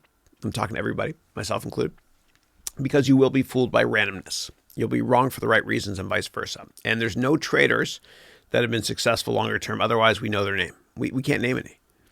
And they're all fooled by randomness, which is a title of a great book by Nicholas Taleb.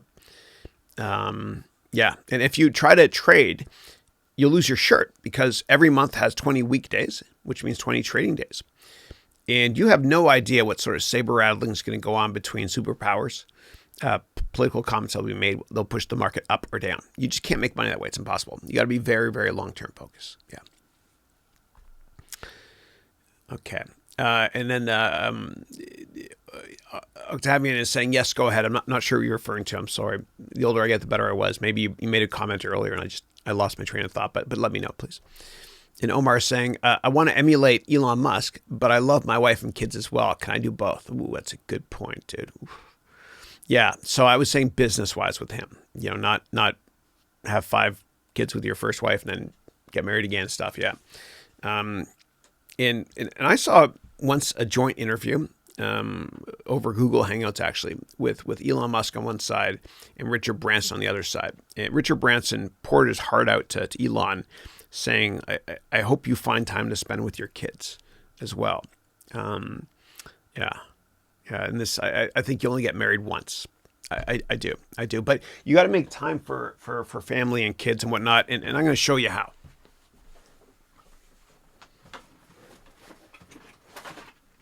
All right. And I've got a more sophisticated version of what I'm about to show you, which I make available to my MBA students only. But I do a daily schedule. Okay. And this is an older one. I have a more sophisticated one that I do using software, PDF and stuff. But what you do is you schedule all your days. And you can download this, by the way. Go to harounventures.com/schedule, all lowercase. I don't ask for an email address or anything, or money, whatever. Just download it if you want. So harounventures.com/schedule. And I fill in a schedule like this every day, every weekday, I should say.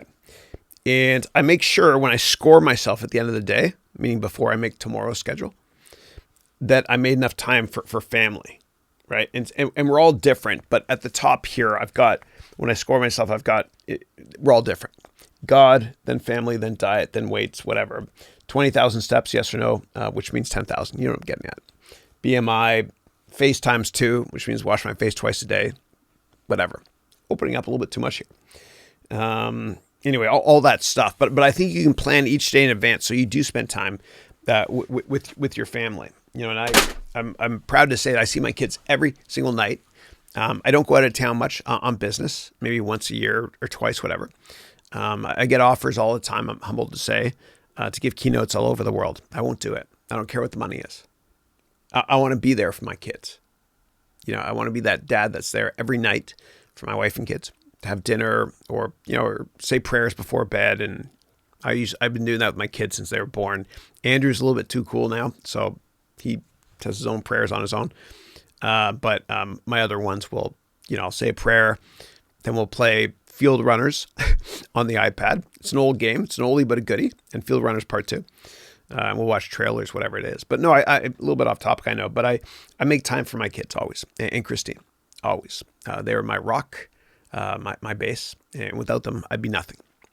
But if you're having issues scheduling time or finding time with family, then again, before you go to bed, use that schedule I just showed you and schedule everything for the next day and score yourself at the end of the day. You know, did you take time to spend time with kids, prayer, or whatever's important to you, exercise?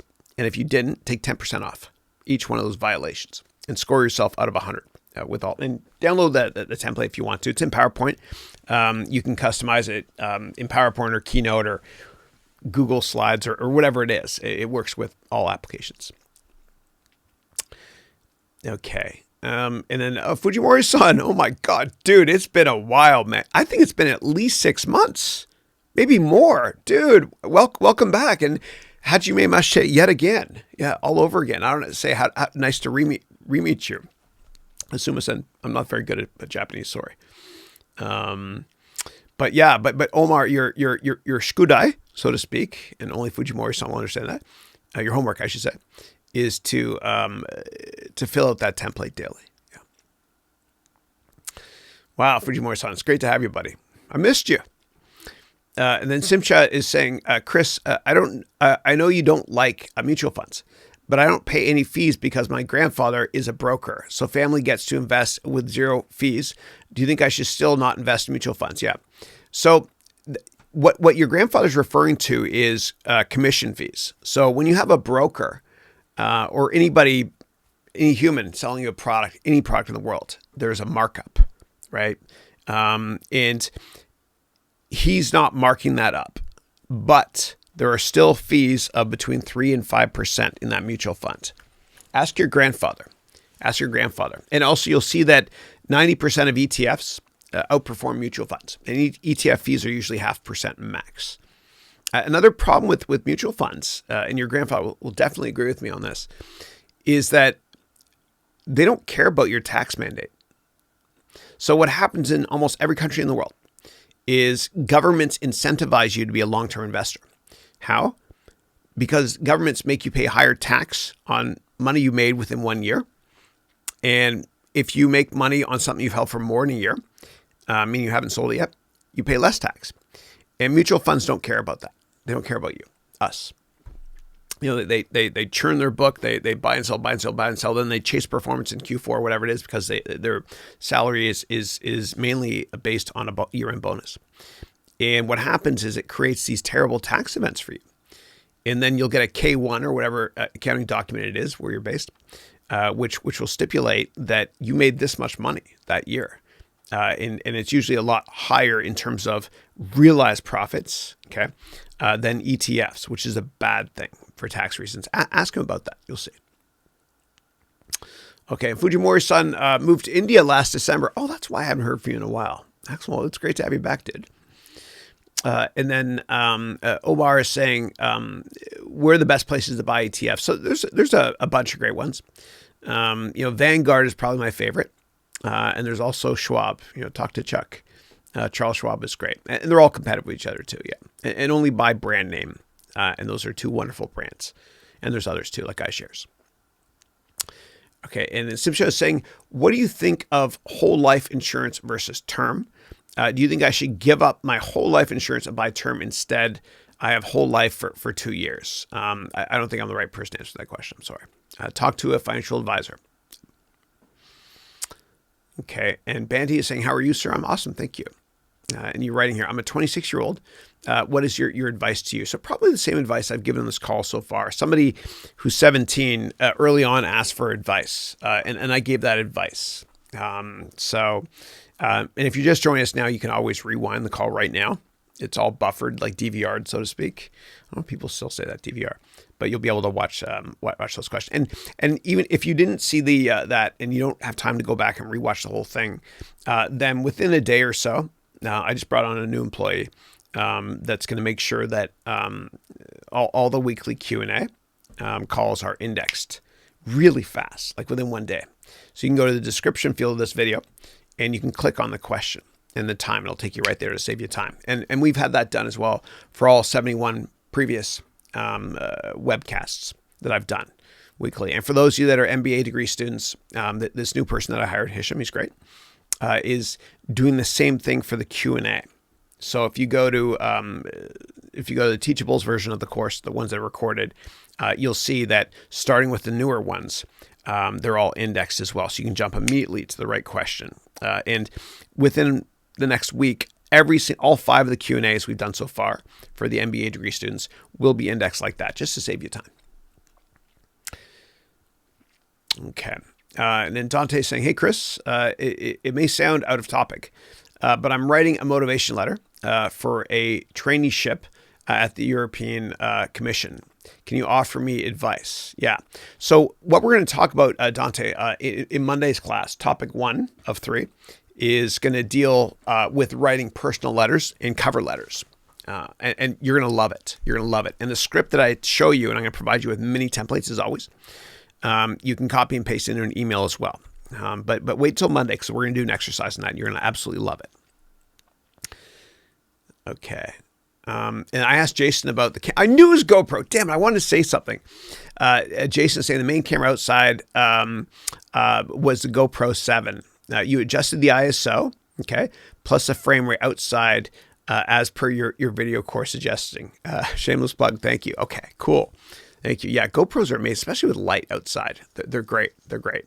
That's awesome. And for those of you wondering what ISO means, I'm going to show you right now. So let me just, I'm going to change the ISO in this camera that's watching right now, that we're using right now. And what I'm going to do is I'm going to connect to one of my cameras here. And I'm going to show you what ISO means. Oh, damn it. It's asking for the password now. I just upgraded my operating system. That's why. Damn it. All right. It's not going to work. Please? Work? If you're going to hack my computer, now you know the password. No. Damn it. It's not working like that. That's usually a default from Canon. All right. I can't show you today. I'll have to fix that. What ISO means is basically how sensitive to light is the video. And the easy way to remember this is if it's too dark, your video, you crank up the ISO, you make it higher. And the way to remember that is ISO high. You know, my eyes are so high, ISO high. I open my eyes wide when it's dark. Yeah, so that's cool, man. Thank you for that plug. Solly in the house. How are you? Solly is in Lithuania. Good to have you, buddy. And then Stella from South Korea. Stella, how are you? Stella is saying, good morning. I'm happy to be here at 2 a.m. Excellent. Thank you, Stella. And we had some incredible breakthroughs this week in the MBA degree program. Right. And remember those 3 months, January to April, whatever, never happened. Yeah. And Stella is saying, speaking of immigration visas, are you planning to live in the States for good or go back to Canada later? Which do you personally love more? I love them both. I love them both. And I'm very proud of my Canadian heritage. But for what I do a lot of technology stuff. Just being located here in the Bay Area is great. It's great. And, you know, I've got headquarters of companies I work very closely with, like Udemy, for example. In San Francisco, and a lot of companies I'm on the boards of or invested in are down this way, south in Silicon Valley. So proximity is great. Yeah, it's crazy expensive here, but I like it, and the public schools are good. My kids are in public school. Yeah, but my wife wants to move back to New York, and so we're both from just outside of Toronto, a place called Mississauga. But we lived in New York when I went to school there and worked on Wall Street in the hedge fund industry. And it was fun. It was fun. Not with kids, though. Don't live in New York City with kids. It's hard. You want to live in Brooklyn, like Jose does. Yeah. And probably somewhere, like, I don't know. Like, I like San Francisco, but it's not that warm. Like, a lot of people think that, San Francisco, because it's in California, is warm. And, Mark Twain once famously said, the coldest winter I ever spent was the summer in San Francisco. It's cold, dude. Like, not like snow cold, but it's cold. The autumn is the warmest season. If you go north of San Francisco, oddly enough, it gets warmer. Where I live, it's definitely a lot warmer in San Francisco, but sometimes I like that heat. Not too much heat, but a little bit of heat. So we might, I don't know. We like Mexico a lot. It's my favorite country now. We were in Cabo last week or the week before. Remember, I did my vlogs from that island, whatever it was, in Mexico, and I absolutely loved it. I love it. I love everything about Mexico. All right. And then Solly's saying, how do you know if a business is saturated? Should we avoid this? How tough will it be? Yeah. So usually when there's too many competitors in an industry, the price of the product being sold has no markup, no product margin. Okay. So let's say that I enter an industry and I tried to compete in the cup market, and it costs, 10 cents to make each cup. If there's no competitors out there, I can probably charge 20 cents per cup. If there's a gazillion competitors, I can probably charge no more than 10 cents per cup. I'll lose money on it even, because somebody has figured out how to, sell these in bulk, and competition is good for the consumer, but it means that prices go down a lot. And that's why a lot of big companies will spend a fortune on their brands, brand name affiliation. Because what is a brand? A brand is something that, if it's marketed to you the right way, makes you really trust the product or service or company to the extent that you're happy to pay a big markup. Like Apple, for example, and 80% of my customers online, and and I can track this, use Android. But with Apple, for example, thanks for the feedback, Wrigley. Wrigley said stream is great. Wrigley's my rock. He's my COO. He's awesome. My right hand man. With Apple, there's a margin on this, and I know that they're making a fortune on this thing, but I do pay a premium because I pay a premium for customer support and for high quality products. This is not a commoditized product. Now, when it comes to market saturation, if there's too many companies in the industry, it's tough to enter. It's hard for us to be able to enter a market selling water, for example, when you're competing with Coca-Cola, with Dasani, which they own, or Evian. Perrier, et cetera, whatever it is. So I would look at what the profit margins are like and make sure the size of the total addressable market is massive. And always ask yourself, in 5 years, will this be a better market to be in than it is today? That sort of thing. Yeah. So, for example, I look at you, like Sully, I know that you do a lot of programming and you have your own consulting firm, do JavaScript. I think it's a great business model. It's fantastic. And there is room for many people to be in that industry. Because I think in 5 years, JavaScript is going to be more relevant than it is today. And some people think it might be an old school technology, just browser-based dynamic scripting.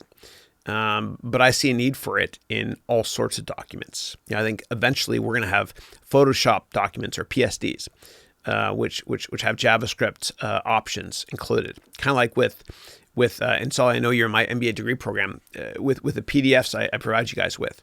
I can put JavaScript in that as well. Yeah. So maybe you can ask yourself, in 5 years, is there going to be more of a need for computer programming or less? Hell of a lot more. Yeah.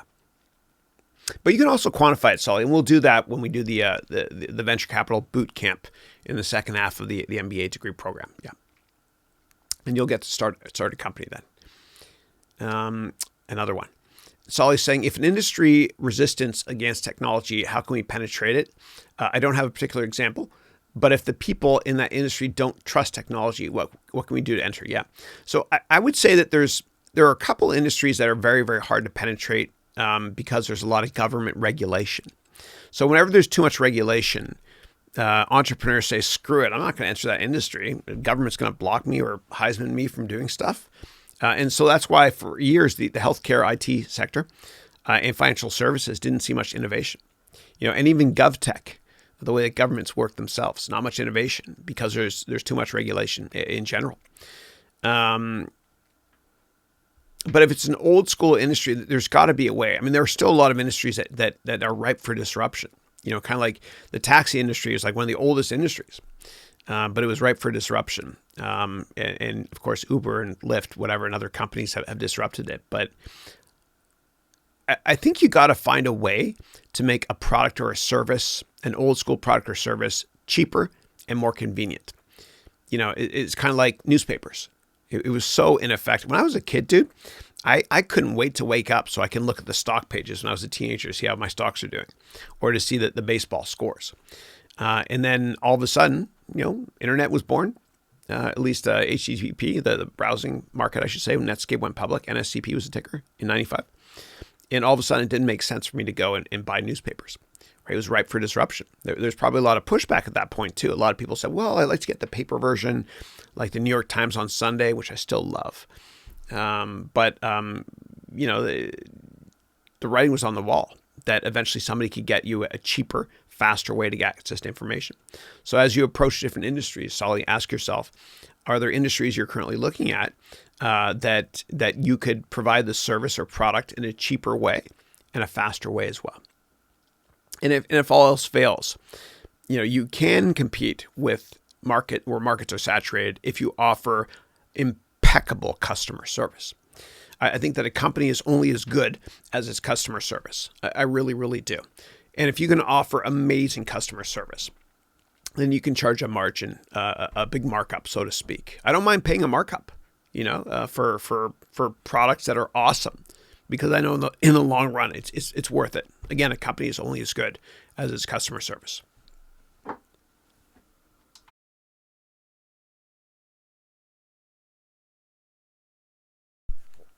This is what opera singers use, of which I'm not. Throat 37. All right. Problem is, I talk so much on these calls, like almost every day, that sometimes my voice goes, but I'm good. I've got my hot coffee here. All right. Next up is, how do you develop your corporate culture, and how does it look like? Yeah. So the corporate culture is always set by the personality of the person at the top, the founder. Always. Okay. If you look at all the great Virgin companies, Sir Richard Branson's companies, Virgin America, Virgin Atlantic, etc., all the people that work on those flights, they're all happy. It's a great customer service, and just like they're cheerful, happy, charismatic, just like Sir Richard Branson. And unfortunately, Virgin America was sold to Alaska Airlines, so maybe the culture will eventually get diluted a bit. I don't know. But you always look at the personality of the person that founded the company. If somebody's extreme type A and is a shark, then chances are that a lot of people in the company will be just like that, do or die, sink or swim, whatever it is. So it's usually the personality of the person at the top, yeah. Like I worked years ago at a hedge fund in New York City called Kingdon Capital Management. And Mark Kingdon is the nicest human being in the finance industry. He's a mensch, great guy. And a lot of hedge fund people are sharks, but not him. He's just a good guy. And because of that, the culture of his firm is and always has been very collegial, friendly, nice. So the bottom line, it's usually set by the person at the top, and it mirrors their personality. And Esamina in the house, how are you? Esamina works for Ryanair. Speaking of airplanes, yeah, she Greek heritage, just like my wife, and she lives in Belgium. Yeah, and she's an expert at making video games too, and she's making a great game right now that I can't wait to check out. And so Esamina is saying, "Hey Chris, I hope you had a lovely week. Likewise." And you wrote, "I just landed and I applied for the second MBA degree program class." Thank you. I appreciate that. Thank you. Very cool. And that will start later on this year, and you can go to my website for anyone that's interested. Yeah, we'd love to have you. It'd be great. And Esamina, the case or the business plan for you, if you want, in the venture capital bootcamp portion of the MBA degree program, you can write about your badass game. I'd love to take a look at it too, because I need your advice on whether I should use the Unreal Engine or something else. Yeah, because I want to actually I want to have fun with gamification with the MBA degree program. Like I'm always trying to push the goalpost out. So right now I'm writing all of the accounting and finance lessons, and they're not going to be anything like anything I've ever taught on Udemy. I'm trying to change around and make things more visual and using augmented reality and other products, whatever. And just to give you guys a little glimpse of what I'm working on right now. I'm not going to say why, but these are some of the things that I'm using for the class coming up on January 21st, which is when we start finance and accounting. I've got 20 of these wooden boxes. I've got this. Okay, these are just ones. And this. Okay, when I discuss GAAP versus non-GAAP and depreciation and stuff, you'll see why. And I'm just going to show you what else I've got here, and you guys can kind of maybe think about what I'm trying to do with this. Yeah. So that's just and then a bunch of rolls of quarters and stuff. And I bought this from the year 1880, antique scale balance sheet, and I'm going to teach things in a radically different way, accounting and finance. And I have to mix it up, not just because you guys have already taken some of my courses where I've taught things a certain way, but I love teaching in a creative way. It's just fun for me. I'm a kid, I guess, but I love teaching it in a very creative, differentiated way. And every time I teach a topic, I would love to kind of mix it up. And so that's why I'm going to be using eventually augmented reality. I kind of want to. I like creating. Like when I think about making software products or and we use this as a prop before in the MBA degree program. When I'm using Excel's so fun, and I feel like an artist when I'm using Excel. These are my corporate colors, by the way. But when I'm using any software product, it has to be fun and engaging for everybody. Otherwise, there's no point in doing it. What's the point of learning if it's not edutainment? Yeah, but we're more than happy to have you, Asmina. Thank you. And then. You wrote, does your 31 plus employees have unique skills? No, I have actually. So I've got 3. Yeah. Not 31. Yeah. My company would never survive at 31 because I think if there's too many girls or guys in a garage, or cooks in the kitchen, so to speak, chaos emerges and you can't be creative. And even at Amazon, the way Jeff Bezos runs Amazon is every meeting that takes place, there's a 2 pizza rule. You can't, if you order 2 pizzas and you don't have enough food, then there's too many people in that meeting, so to speak. I like small companies, and I like it decentralized too. I like people can work from home or all over the world, like Wrigley, who's my chief operating officer. He's great. He works from Brazil sometimes. I don't know where he is, where he works. It doesn't matter. He's anywhere he wants to be. And that's how I think business should be managed, decentralized, so people can live their life in their own terms. Like Matt, who's my chief creative officer, CCO. He's gonna be going to Japan soon. It doesn't matter to me as long as he gets the work done. And I've got this new badass server coming next week. It's a 240 gigabyte server, video server made by a company called LumaForge. It's called a Jellyfish. And so I invest a lot in technology, and I think that if you invest a lot in technology, you save money by not hiring as many people, right? So I'm going to nerd out big time and show you how much RAM I have because I am a nerd. There it is right there. That's a lot of RAM. Asamina, you'll probably appreciate that. That would help making video games. So anyway, I believe that you invest a ton in technology. You provide your employees with the best technology products. So it's fun for them to create as well. That's upside down, sorry. And you do save money if you buy the best technology rather than hiring many employees. And too many employees is kind of like a government agency. Nothing gets done. Yeah. But no, they do have unique skills. Absolutely. Yeah. And I try to grow them as well. Like I don't want one employee doing the same thing all the time. I kind of want them to move around and grow as well. And it'd be great if they stay with me forever. But if they don't, I guarantee that they're going to be better off. It's up to them if they ever want to leave, having worked with me. Yeah. All right. And then, and what's really important to me, Solly, actually, is with my employees in general, is they don't have a job; they have a passion. Like Matt, who does great video stuff. I I actually met him. He was my son's golf teacher. And I met him, had literally a 30-second conversation with him. And I said, that's it. I got to bring this guy on board.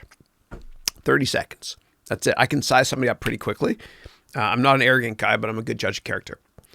And then what happened was, I didn't hire him right away. He came over and he helped me with a lot of stuff in my office. And then I said, okay, well, how do I pay you? And he's like, I'm getting paid, which is pretty cool. So you got to be passionate about what you're doing. And I think you can get away with just having a couple of employees if they're very passionate about what they do, because, the resulting work that they do is the equivalent of 5 or 10 non-passionate employees. Yeah.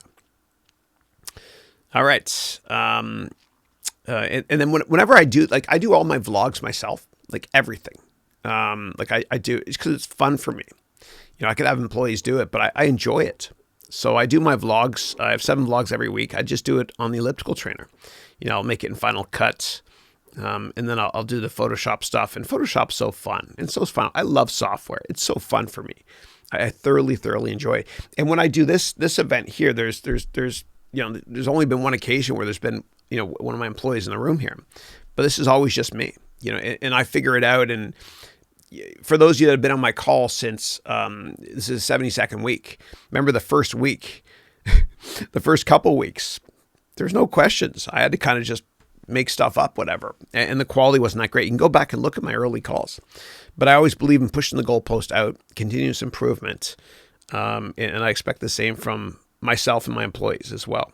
Always push the goalpost out. And if we don't understand how to do something, the answer is always, I don't know, but I'll find out, so. All right. Stella is saying, Chris, I was learning how to use Shopify lately. Before you go on, so Stella in our class, and Stella, for those of you not familiar with Stella, she's awesome. She's from South Korea. She has great work experience at Four Seasons, which is a Canadian company, 4 Saisons. And Dante is one of my students in Montreal. And Stella, Dante, who's also in the program, he is a Shopify expert. And so I want you to connect with him. He's a really nice guy. And he's more than happy to help you, and you guys can partner up. Okay. And so Stella's writing, I was learning how to use Shopify lately, and I came across dropshipping business, which seems I can start with a small budget, I assume. What are the pros and cons of this? So when it comes to dropshipping, I'm not the expert in that area, but if you go to Udemy and do a search on dropshipping, I think there's a lot of courses there. Let me go here. And by the way, I never get brownie points, whatever, for mentioning Udemy for anything. It's an algorithm anyway, right? So, but if we go here, let's go here to dropshipping. Shopify dropshipping. There we go. I saw it there. Okay, hold on. So Shopify dropshipping.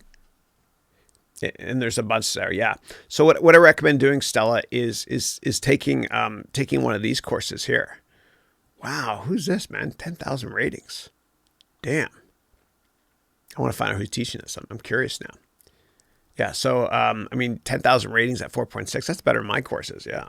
So whoever it is here it is, Tim Sharp, a guy named Tim Sharp. So check out his course on Shopify.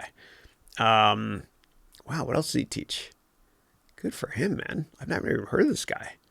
Yeah, that's great. So don't take my advice on drop shipping stuff. Take his courses. Okay, so he's marketing tech. Interesting. Very cool. Yeah, check out his stuff. He knows better than I do. All right. And my dad used to tell me, Chris, never take advice from somebody that's not successful. And he's very successful, so take his advice, not mine. And the Aquahood, who is Michael from England. How are you? Aquahood is saying, hi, Chris. Good to have you. Welcome back. I hope your health is good. I remember last time you mentioned you had some health issues. I hope you're feeling better. And the same with you, Dante. I hope your cold is better up there in Montreal. Okay. And then I just lost my pace. Hold on a second. I have to search for Aqua, A-Q-U-A. There we go. Great. And then Just J14 is saying, hope all is well. Likewise. I'm thinking about sitting in for the CFA exam. And CFA, for those who are not familiar, stands for Certified Financial Analyst. It's a designation. It takes you 3 years to do. You take 3 exams over 3 years. You study at night, and it's very well respected. And if you're going to do it, go to eBay and do a search for Schweizer CFA books, buy them used for $30. You can use those books to study. It's better than the $1,000 in textbooks they tell you to use. I've done the Schweizer version, so work smarter, not harder, and it'll save you money. So you're writing, I'm thinking about sitting in for the CFA exam. However, I see more hedge funds are seeking people with math and computer science backgrounds. Do you think getting the CFA would be a waste of time? No. I respect it. I respect it more than a traditional MBA. I think it's a great designation to have, and the reason that a lot of hedge funds are now going after the AI market is because they all want to emulate what Jim Simmons has done with Renaissance Technologies. And Renaissance Technologies is an incredibly successful hedge fund that has thousands of Linux servers running in parallel that pick stocks. Nobody knows what the algorithm is, but he's one of the few people on this planet that's figured it out. So, for example, and I'll make this up, if it's raining a lot outdoors, which I think it might be right now, then his algorithm might short restaurant stocks because fewer people go out to eat during lunch hour or dinner, whatever it is, if it's raining, that sort of thing. So, but I think doing the CFA is worth it. I do. But I would try first of all networking to see if you can get that coveted job in hedge fund industry, whatever, and read my free networking book right there, if you want to. And before I forget, I just got to do one quick thing, because this is how, like, whenever you guys create vlogs, and Jason, I know you're on the call. What you want to do is whenever you create videos, at the end of the video, I want you to do a couple poses because that's what you can use for your thumbnail image. And so before I forget, just so we can create the thumbnail for this week, I'm going to just do this right now. Okay. Let me see what I'll point. Don't quit. Now I'll try to hold it here. Here we go. Making a fool of myself, I know, but I don't care. Because those who mind don't matter, and those who matter don't mind. Don't quit. Do it. All right here.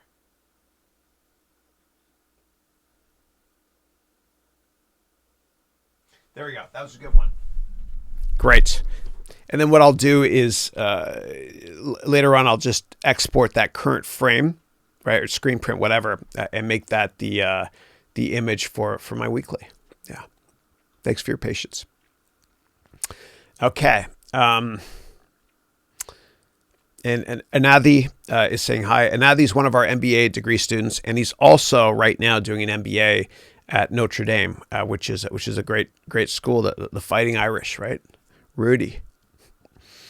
Okay, and Asamina is saying, by the way, whenever you have time, I'd love to hear more about the game you wanted to make. Thank you. Yeah. So what I'm trying to do is, in my spare time, I want to, like, there's something missing when it comes to education, and I think about edutainment. And I try to make my courses enjoyable, more so enjoyable, I humbly think, than regular classes that people have taken in the past.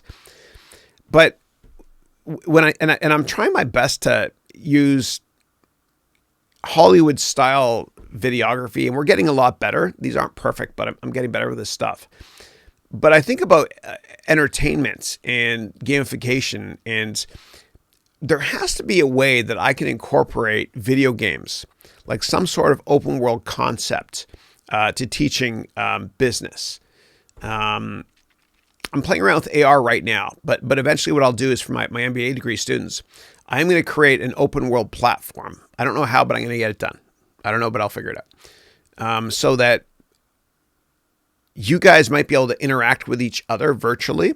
Like, we have 157 students in this MBA degree program, and we use Slack, and everyone's really, really active on it. It's amazing. It's great. But I want to find a way to increase engagement materially using edutainment and using video games and maybe the Unreal Engine. I just don't know. But I'm going to figure it out, and I'm really excited about it because I learned about business when I was younger. A lot of it, especially when it came to fixed income and bonds, from playing SimCity. That's how I learned about bonds and how government and taxes and stuff. So anyway, something I'm thinking of, but thank you for the offer, and we'll definitely talk. Okay.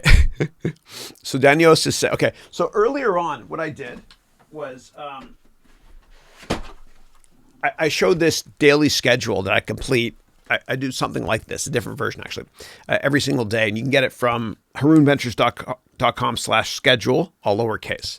And a lot of people use this. And when Jason showed me his office there on the wall, I saw this up there too, which is kind of cool. But up here, I mentioned wash face 2 times a day, and you saw that. And you said, why do I wash my face twice? Just curious, yeah. So I have to, because I put on makeup for these calls. Like, you see how I'm getting shiny now?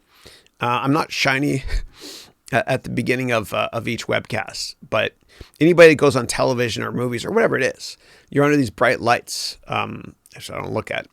And you have to put on makeup and stuff, and you have to wash your face to get it off. Otherwise, it clogs the pores. You get acne. But I've got this special tool now. I wish I knew the name of it, but it's a special vibrating thing for your face that cleans everything thoroughly, and then you turn it around, and then it will actually throw kind of like very benign lasers. I know it's out there in your face, so you don't get the crow's nest here.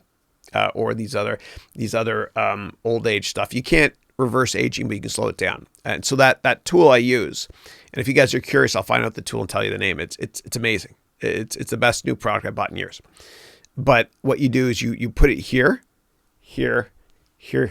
So just where aging occurs. So this is one place always, right? And people get Botox. I'm not going to do that stuff, but it will kind of slow down aging here, just in those 5 areas. And I can find out that product if you want. And I use that with some just face wash every night. Yeah.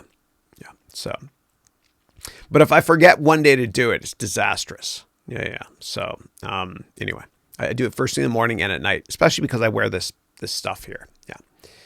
Okay. And then Stella is saying, oh my goodness, Chris, I'm curious to know, what was your biggest takeaway from the UPW that changed you? Yeah, thanks for asking. So Tony Robbins has this event all over the world called UPW, Unleash the Power Within. Don't take any of my courses. Only take that course if you're going to take one course. And basically, he makes you really focus on what you're most passionate about in life. And so I went, one of my investors, one of my clients, great guy named Michael Bressler. He's one of the top guys at JP Morgan here on the West Coast. Very thoughtful of him to bring me. He had an extra ticket. And I went down in, I think it was October or November of 2015. And, Tony Robbins said that it was on the last day. It was a 4-day event. And on the last day, he said, I want you to write down one goal for something you've been putting off and set a deadline date. And for me, it was writing my book, 101 Crucial Lessons they don't teach you in business school. And I wrote down, I'll get it done within 3 or 4 weeks, whatever. And I flew back that Sunday night. I went to work the next day in venture capital, and I left work by noon. And I didn't show up for a while. I just wasn't feeling it. And I stayed home and I wrote furiously for 3 days straight. And Christine was in New York then. I remember I was driving the kids to school and stuff. 3 days straight, kind of like that Jerry Maguire moment. You remember he wrote all night long and then he got fired?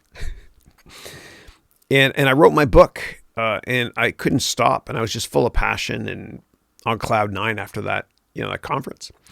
And I'm humbled to say I finished the book by Wednesday. It took me 2 days, whatever. And I published it, and Forbes wrote an article about it pretty quickly, saying it's one of 6 books that all entrepreneurs should read, along with Peter Thiel's book 0 to 1, 7 Habits of Highly Effective People, Good to Great, and whatever, 2 others. I'm very humbled to be in that company. And I did it, and I started at that point really thinking with my heart. Everything I did business-wise with my heart, and not about money. And I started teaching a lot more. It wasn't about the money. I just I just loved it. just do what I wanted to do. And that it kind of changed me that way.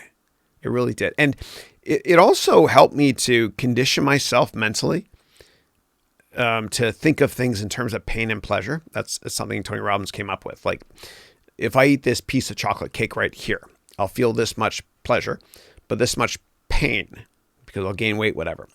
You know, if I wash my face, it's painful to do. It takes time. Doesn't hurt, but it's just, it's a hassle. It's this much pain. But if I'll have this much more pleasure longer term because my face won't look awful, meaning breaking out wise, etc. And then in terms of conditioning myself, he had us all walk over these boiling hot coals, fire. It's called a fire walk. And he conditioned us not to feel it and to conquer fear. And I walked across it. It was exhilarating. I didn't feel anything. And he had his staff there with garden hoses to wash you down right away. It was all fine. It was safe. And I didn't feel it. And I went, that was a Saturday night, day 3 of the conference in LA at the Staples Center. And I went, I think it was the Staples, maybe it was the convention center, I can't remember. And then I remember that night, I couldn't sleep because number one, I was excited about what I'd learned. And number two, my feet were hurting, man. And I literally popped 3 or 4 Advil that night. But I just it really helped me to understand that everything is up here. Like the Rodin sculpture, I think, therefore I am. Or as Henry Ford said, whether or not you think you can do it, you're right. So it kind of helped me to take my game to the next level. I recommend it, Stella. I think you'll love it. Okay. It'll be the best investment you ever make. Better than any of my courses. Omar is saying, when is the Lenovo poster wall frame coming out? What is the name of it? Yeah, so it comes out in August. August of this year. And just do a search on 21.5 inches Lenovo picture frame and you'll see. And it has this really cool matte finish to it so that it won't reflect on the wall as well. And there's other ones out there I'm looking at right now. But we'll see. We'll see. I'm usually an early adapter and I make mistakes too, but I'll probably get it or another equivalent one very soon. And Lucy is saying, hello from San Diego. How are you? And I'm just smiling because I'm thinking of Ron Burgundy. Yeah. From that Anchorman movie. And how at the end he said, he said at the end of one of the broadcasts, he said, "You stay classy, San Diego. I'm Ron Burgundy." And then the newscast editor said, "Damn it. Who put a question mark at the end of the teleprompter? For the last time, anything you type there, Burgundy will read." Okay. Oh, cool. Asmina is saying you need JavaScript in Unity 3D as well. Awesome. I love programming. It's fun. Okay. Except for Java itself. Like, not JavaScript is cool, completely separate, but Java I hate. It's object-oriented crap like C++, which is too complicated for me. And it's a memory leak hog and whatever. Okay, it's now owned by Oracle, but it's created by a Canadian, last name Gosling, from University of Alberta, I think. Yeah. Okay, Stella's saying, Chris, I'm circling back to the questions last week. According to Adam Grant, what we see is that the first movers had a failure rate of 47% compared to only 8% for the improvers. It's much easier to improve on somebody else's idea than it is to create something new from scratch. Do you believe first movers has less virtue over improvers? And I know he has empirical data to mention that, but in general, I do believe in first mover advantage. And that's kind of an old school thing, first mover advantage. Now, given the advent of Internet 2.0, those that come up with the first internet idea aren't always the most successful, like Yahoo did with search. A better mousetrap was created by Google later on, but in general, I do believe it. Just in general, maybe not first mover, but you have to be early. I think that 10 years from now, we're all going to look back on YouTube content and we're all going to kick ourselves for saying, I wish I created more content. I certainly am not anywhere near being the first mover, and there's been other much better business teachers than me online and stuff.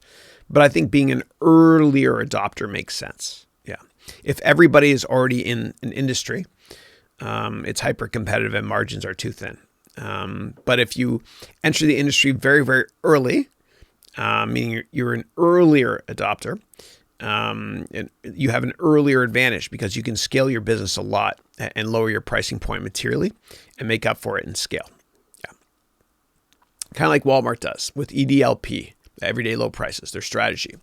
They weren't the first company to make up everyday low prices. I mean, there were others. But they were very early, and Sam Walton was a genius and had the foresight to know that this was a marketplace that was going to dominate longer term. Yeah, kind of like Jeff Bezos, who's very, very long-term focused and successful because of that. Okay. Oh, you mentioned Alta Vista. I remember that company. It was great. That's how I learned Boolean search with the plus, minus, quotes, etc. Alta Vista was bought by Compaq. No, it was bought by Alpha, which was bought by Compaq, which was bought by HP, which was split up. Yeah. And usually when great technologies get acquired, their brand name kind of goes into secular decline. Not all the time, but sometimes. I'm sure like there's lots of stories how Microsoft and Yahoo wanted to buy Google for $1 billion, and Google wanted more. And even Ask Jeeves. I knew a guy who's head of business development at Ask Jeeves, that search engine company. And he told me that they offered $800 million at one point early on for Google. And Google said, no, we'll take $1 billion. This was way before Microsoft or Yahoo were interested. And Google said no. And then, the executive from Ask Jeeves was saying, imagine what we could have been. And part of me was also thinking, yeah, but you know what? When you acquire technology, the founders only stay for a year, then they leave. And I don't know, maybe Google wouldn't have been successful if they were acquired by somebody else. All right.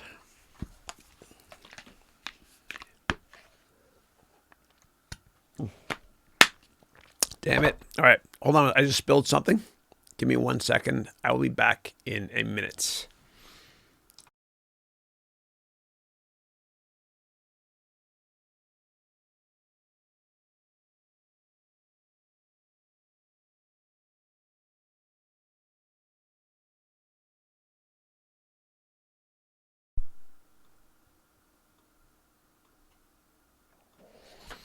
It wasn't that bad. Part of my kale shake went on my shirt. I have a drinking problem, clearly. All right. Next up is Thomas is saying, pardon me, how do you develop new ideas, new business ideas? Yeah. So what I recommend doing, Thomas, is take my complete business plan course on Udemy. And it'll help you kind of crystallize your thought process of coming up with ideas.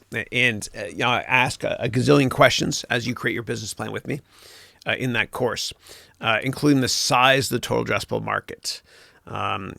So take that course, and I think that will help. But you definitely want to think about whenever you invest in a company or start a company, you got to think longer term to the extent that you ask yourself, in 5 or 10 years, will this product or service I'm making, will this industry be more relevant or less relevant?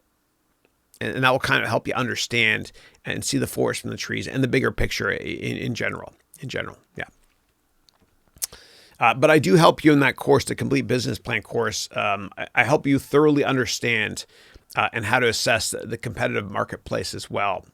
So it's actually, you can go here to my page within Udemy. Just search on my name and then Udemy. And then this is the course right here. So that's the one I recommend taking. Yeah. All right. Let's try a different camera angle. Why not? There we go. Okay. And then Moving Gifts is saying, hello, Chris. I've never been to California, but I noticed your last few videos where you're on a beautiful beach with a small cave. Where is that? Would love to visit that location in the future. Thank you. No, thank you very much. Appreciate that. I wish that was California. That wasn't. That was actually beautiful Mexico. It was in a place called Cabo in Mexico. It's gorgeous. It's gorgeous. And it's a 2-hour flight south, and the trees, the foliage, everything is different there. Even the color of the earth, it's amazing. It's different. And the caves, oh my, so gorgeous. And that beach I was on was called Lover's Beach. One side is gorgeous, which is in a little bay, and the other side of it is on the Pacific, which is rough. And so they call this side of it Lover's Beach and the other side Divorce Beach. And they say, legend has it, 2 people walk this way and then 3 people come out. I don't know where that extra person came from, but yeah. But it was nice, man. It was fun. And I was so inspired when I was there, and I took a walk. And so I recorded 5 or 6 vlogs within 10 minutes. And inspiration comes at really interesting times. And I just whipped this out and made a bunch of vlogs on here. So it was fun. All right. Oops. All right. And Asamina is saying, I did appreciate it, and I appreciate you nerding out. We need more nerds here. Hell yeah. Nerds rule the world, right? Alan, how are you? Alan Carledu. He's saying, happy Wednesday from France, Paris. Hope all is well. Thank you. And Alan was one of my awesome students in an undergraduate business class I taught on Friday afternoons or Friday evenings. I can't remember. I think it was the Halt International School of Business. He's great. He's polished. He's completely fluent. He's a gentleman. And I hired him to make the French version of my course, an entire MBA in one course, and he did a great job. Great job. And Alan, it's always great to hear from you. And thank you very much for that lengthy, thorough, and generous comment you left on that regarding cryptocurrencies earlier. Appreciate that on YouTube. Always good to have you, bud. Okay. And Adi is saying the Fighting Irish, and that's so Nadi is in my MBA degree program, and he's also doing his MBA full time at University of Notre Dame. Yeah, and the Fighting Irish is the football team there. This football, yeah. And you wrote here, if possible, you should come for a game sometime this fall. The atmosphere is amazing. I'd love to. And for those of you who haven't seen the movie Rudy yet, check it out. It's about this guy who should not be playing football, but he has a lot of heart, and he walks onto the field and he plays. And I think it's the same character from, I think he was in The Hobbit, right? Not Bilbo, but the other dude. Yeah. And Asamina is saying, in that case, I would suggest Unity 3D and check out Grepolis if you're interested to see a similar concept. Thank you. I'll take a screen print. Appreciate that. All right, cool. Lucy saying, what's the best way to approach a venture capital firm for an IT tech support job? I've worked on tech projects with Amex and really like working in finance. Yeah. So what I recommend, and venture capital firms don't really have massive IT jobs because there's usually 10, 20, 30 people max at a venture capital firm. And so from a land administrative perspective, a lot of times they outsource it or they have one administrator or office manager kind of take care of that function, so to speak. They really don't do like a lot of data mining, like big finance companies do, because what they do a lot of times investing wise is they invest in people first, ideas second, right? And so there's no technology to really assess people. But if you want to work in finance, I recommend going to a big bank, a big investment bank, and work in the tech department there. Because big banks like Bank of America literally spend $10 to $15 billion. That's right. Every year on technology. And they do that through sandboxes, right? They do a lot of beta testing as well. And if you join one of those bigger firms and you network a lot using the concepts I teach in my networking book up there, which is a free download from my website, then you network a lot in a tech role, you can move over into a finance role. Absolutely. You can do it. And if you don't believe me, then let's just discuss how many successful people on Wall Street started in the mailroom or any industry for that matter. There's the CEO of Goldman Sachs, Sidney Weinberg, I think his name was. He was a CEO for a couple decades. He started in the mailroom. You don't need an education even. If you look at Dick Grasso, who used to be the chairman and CEO of the New York Stock Exchange, he started in the mailroom. If you look at Simon Cowell, from that television program, American Idol, he started in the mailroom. If you look at the former president of Cosmopolitan magazine, she started in the mailroom. Barry Diller, who runs this massive internet conglomerate, he started in the mailroom. And so A lot of successful people started in the mailroom and they networked to become CEO. And I want you to do the same thing. Get into the tech department, which is your background you mentioned, in a big bank, and market yourself and network internally using the concepts I teach in my networking book. And then get mentors and eventually transition to a finance role. It is very doable. It happens all the time. All the time. Yeah.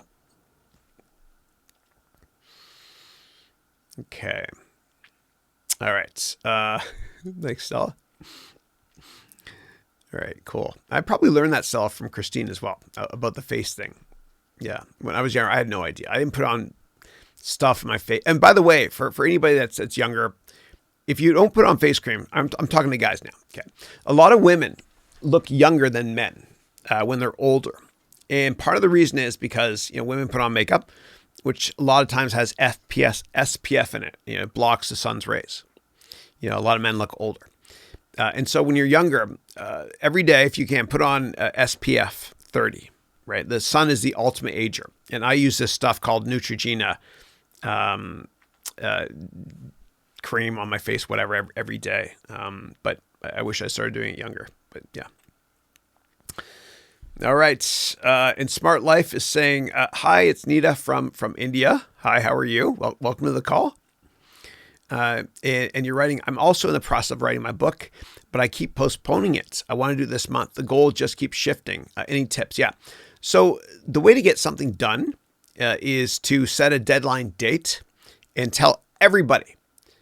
And that way you will get it done, because when you see everybody, friends, family, whatever, they'll ask you, so how's that book coming along? Did you publish your book yet?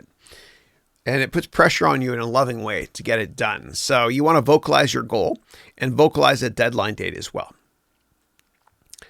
Yeah. And then you wrote, you started off with your YouTube channel, do share your inputs. Yeah, let me know what you mean by that. Do you want me to go look at your YouTube channel right now and provide you with my humble thoughts? Or is that a follow-up? Thanks. Sorry. Okay, cool. And then Ted is saying, Phil Esposito, he used to be a great hockey player, right? Was it Chicago? Played for the Blackhawks, I think. Phil Esposito is president of the hockey team, the Tampa Bay Lightning, on how he persuaded Japanese investors to bankroll his team in Tampa. He said, the more we drank, the more it made sense. Later, they were surprised to learn that they had invested in hockey. They thought we said sake. Oh, I love it. Ted, I love your sense of humor. I get the ice cube thing now too. More stuff like that, please. I love it. I love it. And I remember when I used to go to Japan on business, and I went there a lot, there was always this, and we would do shots. And it's so interesting in Japan, though, because when you do cheers, when you toast, it's very hierarchical. So the more junior you are, the lower down you go in the glass, right? And so I was always way, way, way down here. Yeah. That's cool. I love it. Cool. Phil Esposito. It's like that guy and Bobby Orr, icons in that era, right? It's cool. Okay. And then Moving Gifts is saying, why did you move to California from New York? Can you share the pros and cons? And you wrote here, I'm considering moving there at some point, but would love to learn from your experience. Yeah. So I moved here because we had, I got a great offer from an amazing hedge fund called Citadel.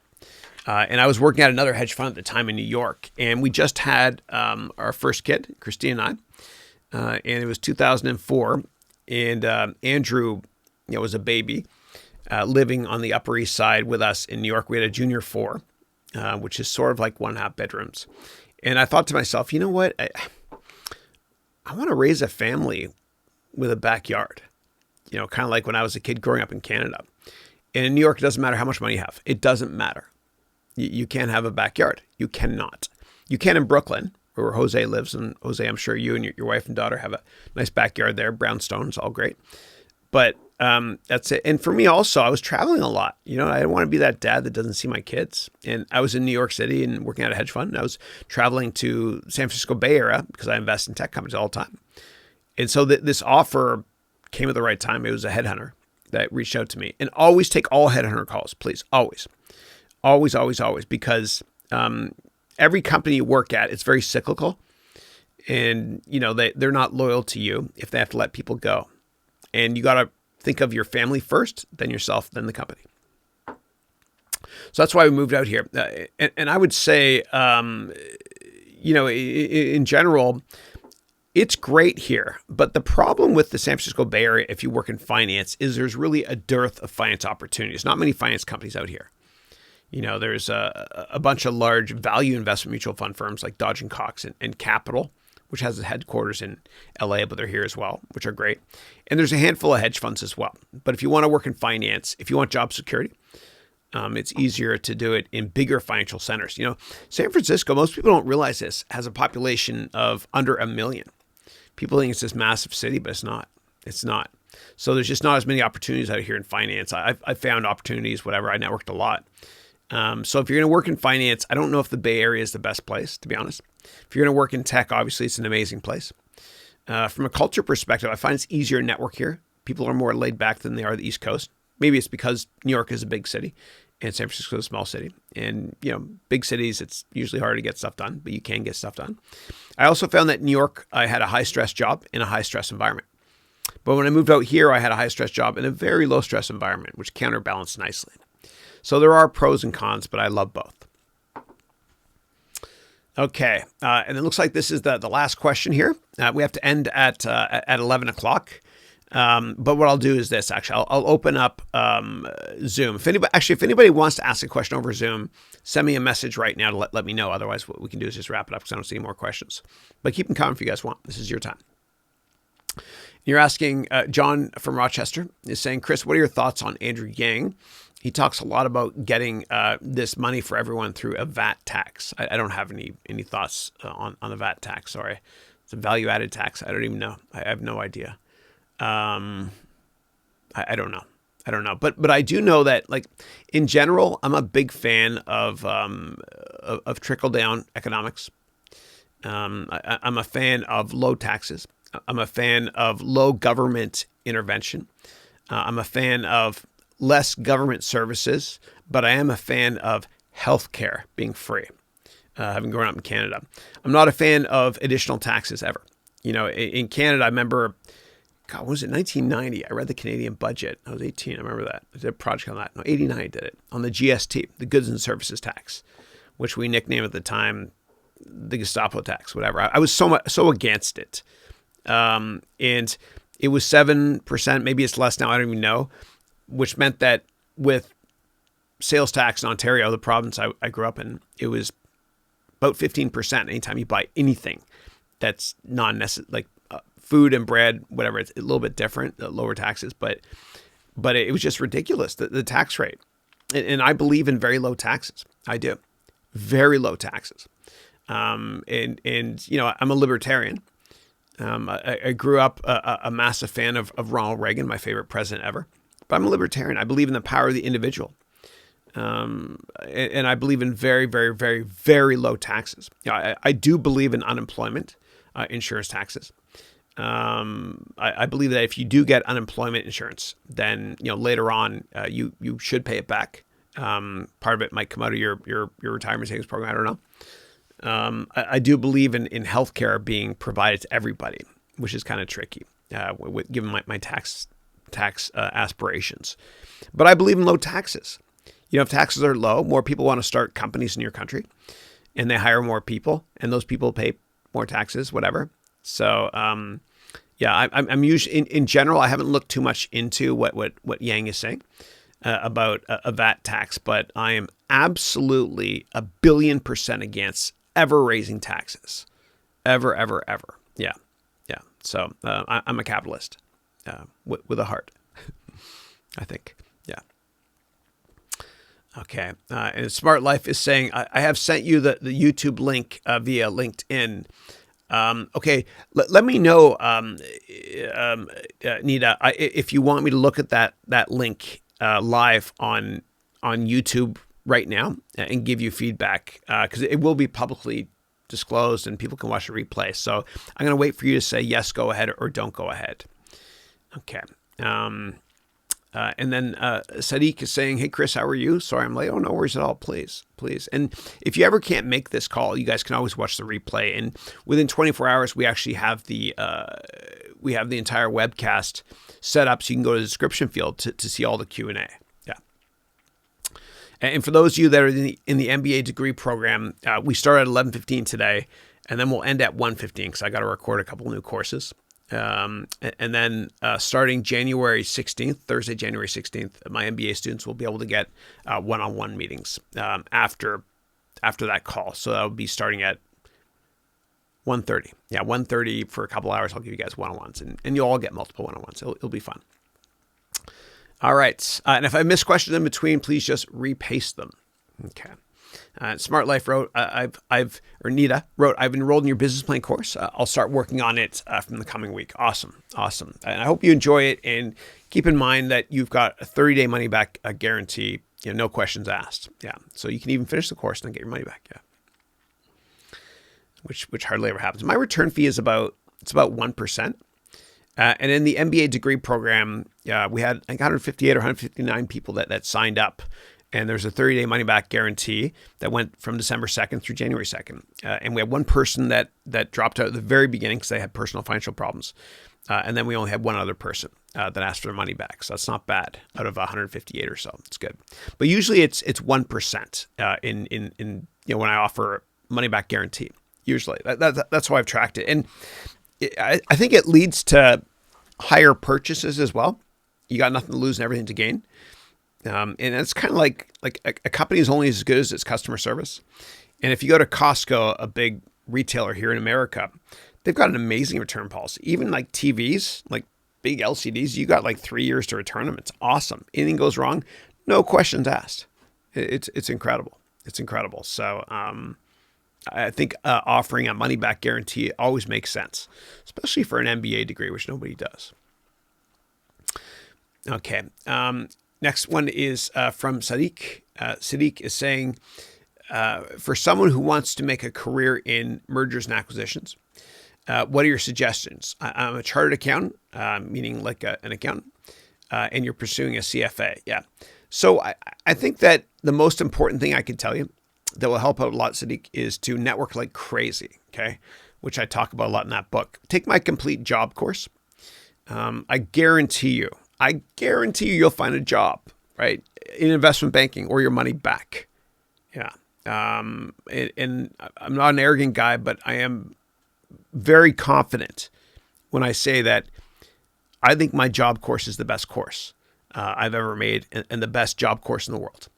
And that's why I offer a money back guarantee. And a lot of times I'll have coupons where I'll say it's a lifetime guarantee. And about 30,000 people have taken it. And only one person has ever asked for that lifetime guarantee thing during those promotions I've done in the past. I promise you it'll work. It's 11 hours long or 12 hours, whatever. It will work. Follow the methodology that I mentioned and network a lot. And understand always, please, that business is about people and relationships. And relationships are more important than product knowledge. And your network is your net worth. It's so true. Okay. And Lucy is saying, how would you go about finding investors for seed money? Aside from reaching out to people in your network, are there special events for this purpose? No, it all comes down to networking. And take my complete job course as well, because I do talk about networking a lot as well to get a job or to get anything you want. And I also have a course on fundraising if you're interested in that on Udemy. I think it's my first course. And that'll help you out a lot. But no, it all comes down to networking, right? And the best entrepreneurs in the world and CEOs, they're all great salespeople because they network a lot, and you can learn those skills. And although I don't have a course on how to sell, in my MBA degree program, we spend a lot of time on that, how to sell anything and bonding before business and all that great stuff. All right. Omar is saying, later, Chris, thanks again. You're most welcome. And then Smart Life is saying, should you publish the book on Amazon or connect to a publishing house? Your thoughts? Yeah. I don't like using publishing houses. Like when I published my book, 101 Crucial Lessons, they don't teach you in business school. It did really well. And Obama's publisher called me and they wanted to publish my book. And I looked into it, and they wanted to jack the price up big time and only pay me $1 per copy, and they would own the rights to it forever. I was like, screw that. I don't want. I'm a libertarian. I don't want somebody else to own my stuff ever. I don't care if it sells more. I don't want that. And the profits would be minuscule anyway, $1 a book, whatever. And I want to own that IP. And that's one of the reasons I teach on Udemy, because they're so awesome about IP. It's yours forever. They don't own it. You're not locked in. And Linda, which is owned by LinkedIn, which is owned by Microsoft now, Linda approached me a couple of years ago, and they're aggressively trying to recruit me to do a finance course. And I looked through the contract, and there's nothing NDA-wise I'm sharing with you here, but I decided not to do it because there is a stipulation in that contract that I cannot teach anything remotely similar to that, any finance accounting courses anywhere ever. And so I respectfully declined. But Linda does have very high quality courses. And the way they set it up and they explain to me is they fly you down to Santa Barbara, which is in kind of Southern California, and they record it there with you. And then they take 6 weeks to edit it, masterclass quality, I guess. And it looks good, but it's not worth it. That's why you don't see a lot of the top grossing teachers in the world teaching on Linda. Because of that exclusivity side to it, yeah. But I think that in ed tech, education technology, Udemy is Google and everyone else is Bing. And in all markets, it's usually one or two companies that dominate, especially in technology. All right, so Smart Life is saying, Nita is saying, sure, go ahead and check out your LinkedIn profile. Yeah, okay, sure. I'll do that. And Sabina wants Zoom as well. So what I'll do is this. I'm going to go to, I'll check out your profile right now, your YouTube profile with everybody in the call, because you gave me permission to do so. And then what I'll do is I'll answer the question from, Phil, Germany. Yeah, awesome. Phil, by the way, is the first person that wrote a book. Using my templates. And I have that book somewhere here. I don't know where it is, Phil, sorry, but welcome to the call and glad to have you. And every time I see your name, I always say, thank you, Germany, for Hans Zimmer, who's creates this incredible sonic architecture music. All right, give me 1 second. I'm going to go to LinkedIn, and I'm going to pull up that YouTube link, and then I'll give you my humble thoughts. LinkedIn. Whoopsies. And I'm going to open up that link. Actually, I'll let me see if I can do it here. Hold on. Okay. Yeah. All right. So let me pull you guys over the wall here. All right. So this here is Nita. Do share your inputs. Okay. And you gave me permission as well. Okay. Okay. So I'll click here. Make sure. And I won't be able to hear anything because I can't. There will be feedback. Okay. Let's see your channel. Okay. Smart Life, Health and Wealth with Nita. And Nita, I have a course on Udemy called the Complete YouTube course, which I did with this incredible woman named Sasha Stevenson, one of my students I met actually on this weekly call in week number 10. And she has over 100 million views. And so I learned a lot from her. I'm nothing compared to her. So check out that course if you want, the Complete YouTube course. It'll help a lot, I humbly think, or your money back. All right, so I go to your okay, certified financial consultant, health and wealth. Okay, founder, $1 million charge. Okay, cool. And I wish I could view. Where's the landing page? Here it is. Here. Okay.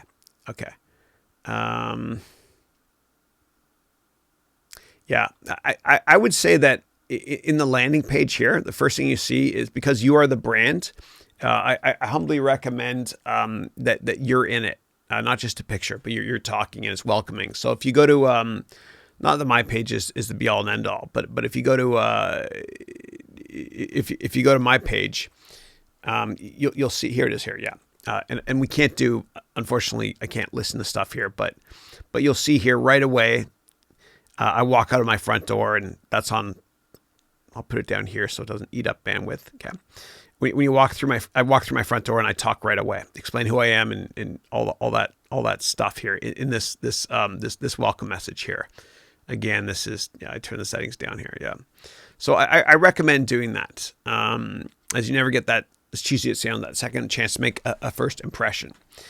And then also give a carrot as to why to connect. Maybe connect, get my book or whatever it is, or I don't know. And if you wanted to, you could write here how often you publish, weekly vlogs, weekly videos. Yeah. But it's a good start. It's a good start. It looks like you're just getting started out. That's great. That's great. And you've got these tags as well, beneficially smart. And I guess what I'll ask you next is from an SEO, search engine optimization perspective. I get that you wrote smart life, financial planning. Why did you write this? Like, when you write these keywords, and I can see this because I've got this special thing set up here.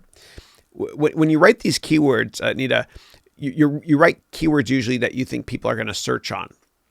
So why do you think people would search on this? That sounds like, it's not something, and it looks great now. I just want to humbly help if I possibly can. They won't search on these words. And so what I recommend doing actually is get this plugin called TubeBuddy. Okay. And TubeBuddy is great because it'll allow me to add cards and end screens to my videos. Let me see if you have cards and end screens. Okay. Let me go here. I'll go to a random one here. Okay. You got cards. Let's see here. Okay, good. You got some cards. Okay. Okay. It looks like you're linking to other people as well. So it's like barter. They'll link to you as well. Your the strategy. And again, I know that the quality of this is much better, your video, but I just have it on low res mode on purpose. Let me go to the end to see if you've got end screens. Yeah. So I would add to the end of all your videos, subscribe. Okay. And I'll show you an example, and I'm going to show you how to use a software product called TubeBuddy to do it. So let me just pause this so it doesn't eat up bandwidth on my end. That's fine, whatever. I'll go over here to mine. Okay. So if I were to edit this video here, I want to show you TubeBuddy. So TubeBuddy is amazing because it allows you to add end screens. And so if I go to end screens here, if I wanted to, I could automatically add end screens. Okay, you can add an element. Let me go to another video instead. All right, hold on 1 second, because I don't want to mess that one up, and it's an important video for me. All right, let's go to, I don't know, this one here, I guess.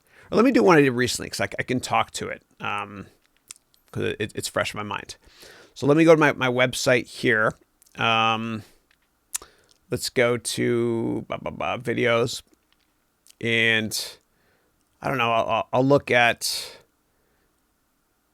this one here. No, hold on. Let's go to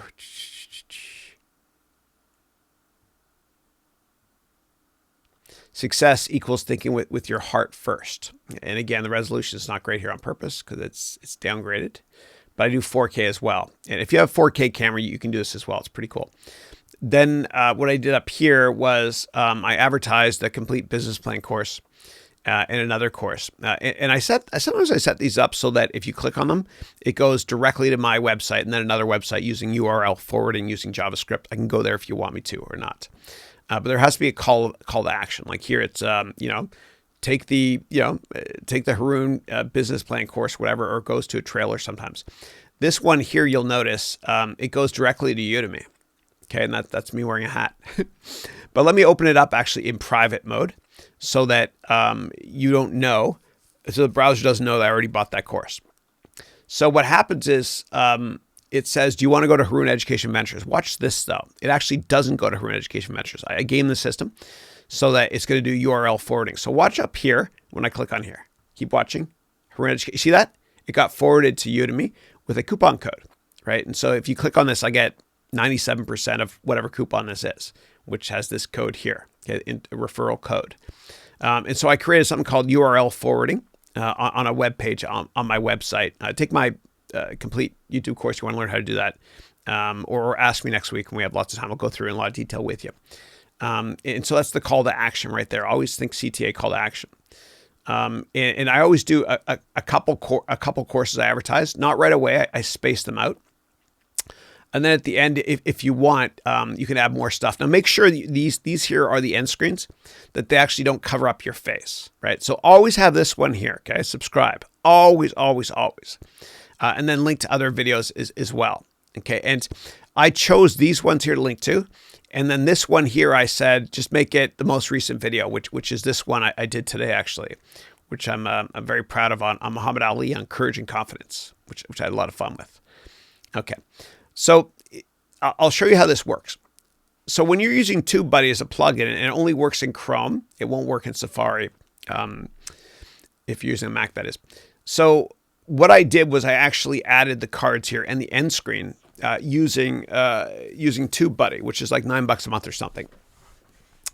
And again, I added them so that they don't cover my face. But what I did was you can apply a template. So here are all the templates I've created, okay, within TubeBuddy for the end screens, okay, not the cards, the end screens. So, and you won't understand all these because they're kind of cryptic for me to understand, but this one here says, at the end, put the complete personal finance course and the 3 other main ones I usually do. And, if the video I talk about business planning and getting a job, I wrote here, put the business plan course and the complete job course and subscribe button and recent videos. This one here is put my 30-day challenge course in it, whatever.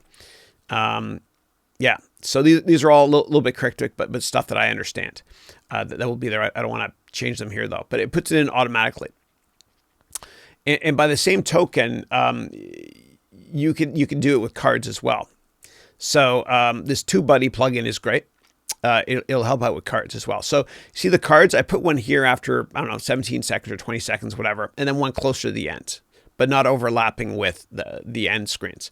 And the way I did it was the cards I select here within TubeBuddy, TB, and I can add cards right here. So it's a lot faster for me to do it. Now, one thing I'll say that's really important is to add the right keywords. Right. So, for me, I whenever I talk about finance or anything, I put the complete financial analyst course. This one here, always put the title here as well. And what happens is there are tag tools to the extent that TubeBuddy will help you add tags. Always try to maximize these out if you can, or get as close to the 500 character limit as you possibly can. Yeah. But I think that's important. And I'll show you how to get a video to come up first. So, and let me just make sure we're still recording. And I talk about this in my MBA degree, or pardon me, in my complete YouTube course. But let me go to new incognito window, and I'll show you how to get your video to come up first. So if you go to YouTube, anywhere in the world, wherever you are, and I've got a browser I have on here called Tor, T-O-R, and I use it so that I can surf the web from everywhere in the world, pretending that I'm coming from different locations in the world. And 3-letter government agencies use this stuff too. And I do that to make sure that my stuff is showing up first globally in every country. I'm competitive. But if I do a search here and if you do it in whatever country you're in right now on 2 words, you'll see I come up first after the first ad. Do a search for a cryptocurrency course and you'll see mine. I'll show you how. Cryptocurrency course. And these are ads here. They paid for that. This is mine. Okay. And the reason why this comes up first everywhere in the world is a couple things. So the way to do it is this. I made it long. So longer videos get more views. They come up first in the search ranking earlier. Also, I use the word cryptocurrency here in the tags and also in the description field a lot. Okay. So right here. I didn't overdo it because the search engine would know I'm trying to hack it and it would hurt me, penalize me.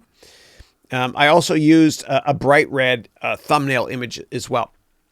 And another thing I did, which nobody does, but I do this a lot, is I paid to have closed captions added. I'm not using the Google ones. I paid a bunch to get this done. Right. So sorry, it's my alarm. I got to wrap up the call in a minute. But anyway, so and to learn about the other hacks on how to get your video first. What you can do is, and then here it's kind of, this is a free 6-hour version of the course if you want the 24-hour version. And that, by the way, I was showing how to link between different blockchains in this course. kind of like Link from Zelda. My kids helped me with this. Thank you, Alibaba. I bought those Lego pieces over Alibaba. It was very cheap. I thought Zelda was the name of the fighting dude. Zelda's actually the princess. So whatever. So those are just some recommendations. Obviously, add as much value as you can. Give and you'll receive. In this part here, I was telling you how to use an ASIC miner to mine Bitcoin. And then after that, I actually built a computer from scratch in here as well, which is kind of fun. I built it. Yeah, I didn't have the best angles and all that stuff, but whatever. I built it from scratch. It was fun. But if you add a lot of value, you will get clicks. Just give and you'll receive. That's my badass graphics card. I finally got to work there. It was fun. Yeah. All right. So let me just shut this down here. And then I'm supposed to end the call now, but what I'm going to do is I'm just going to go to Zoom just for Asamina, because I promised. Okay, but before I go there, let me see really quickly. Lucy wrote, thank you, Chris. Great webcast. I'm listening in and always have a great takeaways, very valuable information and great questions. Thank you, Lucy. I appreciate it. Thank you. All right, cool. So what I'm going to do now is I'm going to go to Asamina and how am I going to do this? Yeah. All right. Give me 1 second. I'm going to go to my calendar and I'm going to use a dormant call. Give me 1 second. You don't need to see my personal stuff there. All right, so let me go here. Yeah, I'm going to copy this just for now. Okay. And this is going to open up Zoom. And we'll use this one-time thing here. And then, Asamina, please just click on this here. Okay.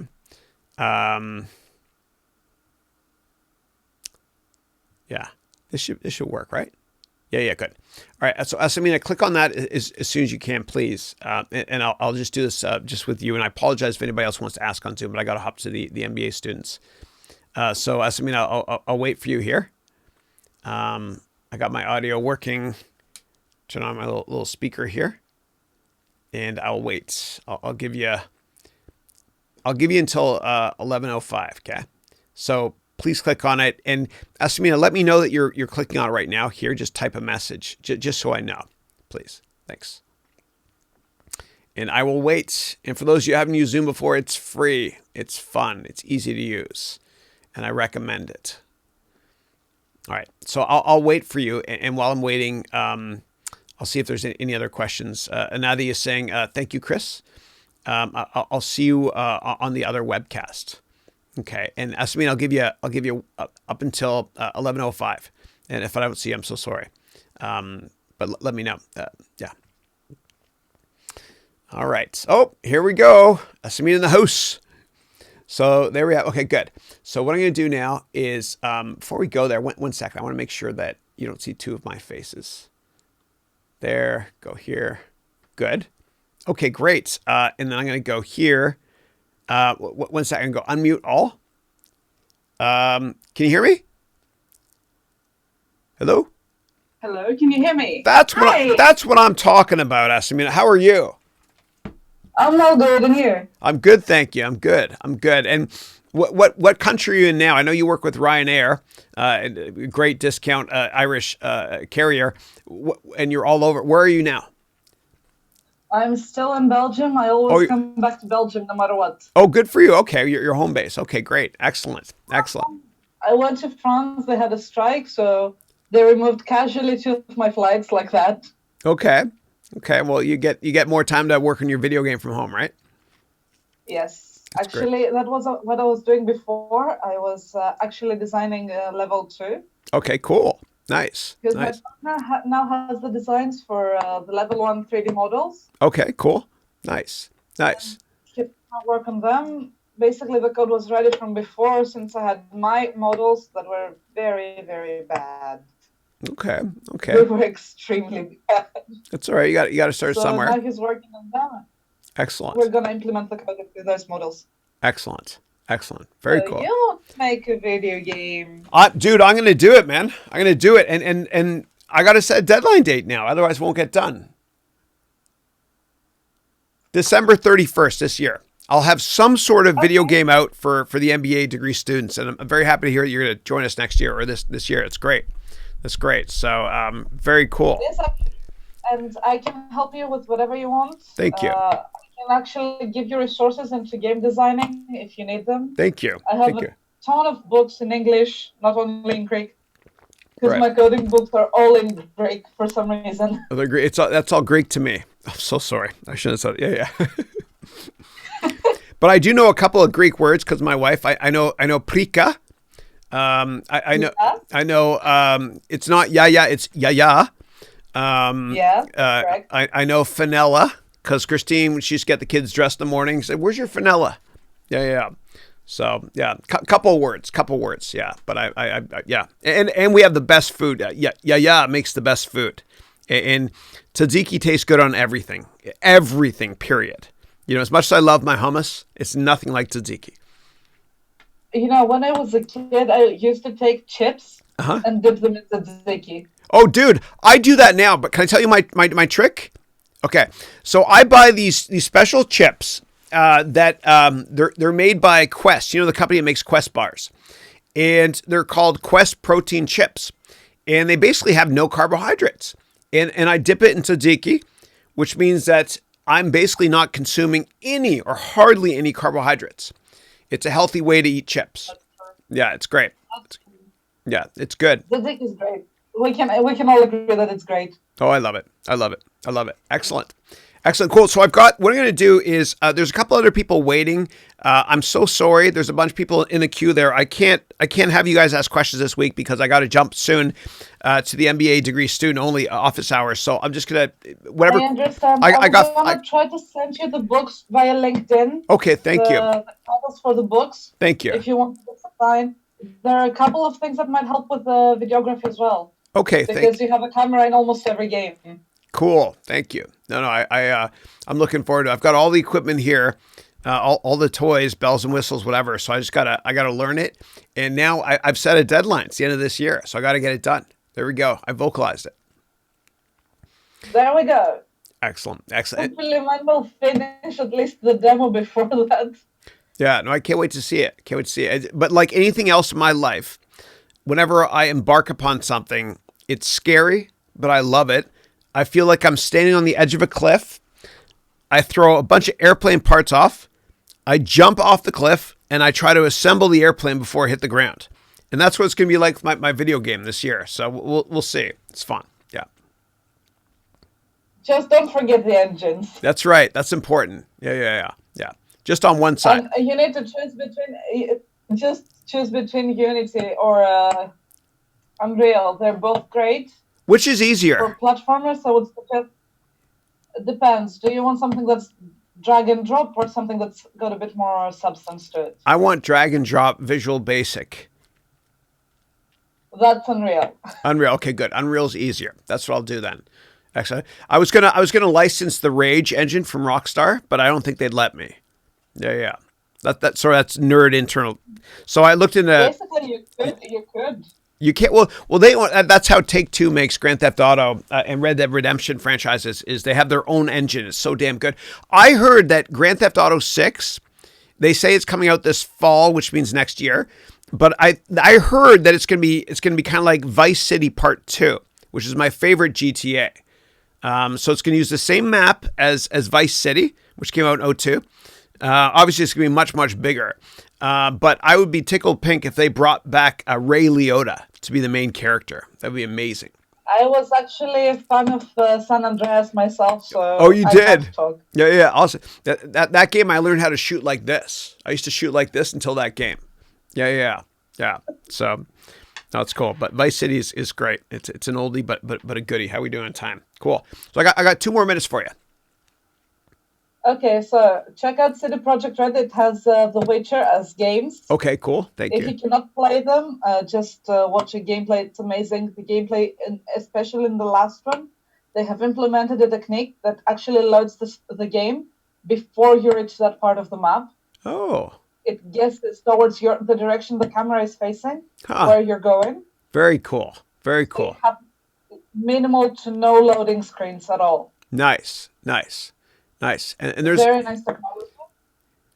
And now they made it into a series that's most closer to the books than the video games. But Very cool. Very cool. Well, they're trying to make an Uncharted movie, and Spider-Man. That dude who plays Spider-Man. He's going to be Drake, and then Sully is going to be Mark Wahlberg, which would be pretty cool. Pretty cool. They should have hired Nolan North to play Drake. Come on. Yeah. That would have been good. It would have worked out well. It would have worked out great. That's awesome. It would have worked amazing. For some reason, he looks like Nathan Drake. Yeah. I love, dude. Even the soundtrack to Uncharted is amazing. Like the score, so good. Yeah. I caught myself singing it in the middle of boarding yesterday. Oh, nice. I like it. And what they've figured out is character development. You know, like that's why I don't play Halo anymore. There's no character development. It's just a bunch of shooting, you know? But and that's why, like, even LucasArts, they tried with Indiana Jones, the Indiana Jones franchise in video games. It never worked because it's all about storytelling, and only Rockstar Games can do it, and Naughty Dog as well. And The Last of Us Part 2 is the next game I'm going to buy later this year. So it's going to stay cap. Oh my god, dude, I got to head out. I got to go. I'm so sorry. I got to get ready for this next call. We'll continue it another day. For sure, but always a pleasure to hear from you. Cool. Always a pleasure. I'm gonna go bring the big list of books and send it to you on LinkedIn. Thank you. See you next time. Awesome. And I want to see your game. I want to play it live. We'll go there at some point. We'll get there. Okay, cool. As soon as I have my models back. Awesome. Cool. All right. Thank you. God bless. I'll see you. Thanks. Thank you. Thanks. Goodbye. Thank you. Have a lovely week. Thanks. You too. It was awesome. Always great hearing from Asamina. And then what I'm going to do is I'm going to go here and I'm going to wrap up this call. So I want to, oh, you're most welcome, Nita, and everybody else here. Yeah. Thank you. So I want to thank you all for your time. This has been a fun webcast. Every week is better than the previous week. And for those of you that subscribe to my vlog, I will see you mañana, meaning tomorrow. Otherwise, God bless you all. Have a great weekend. And I'll see you next Thursday and every Thursday at 8 a.m. Thanks again.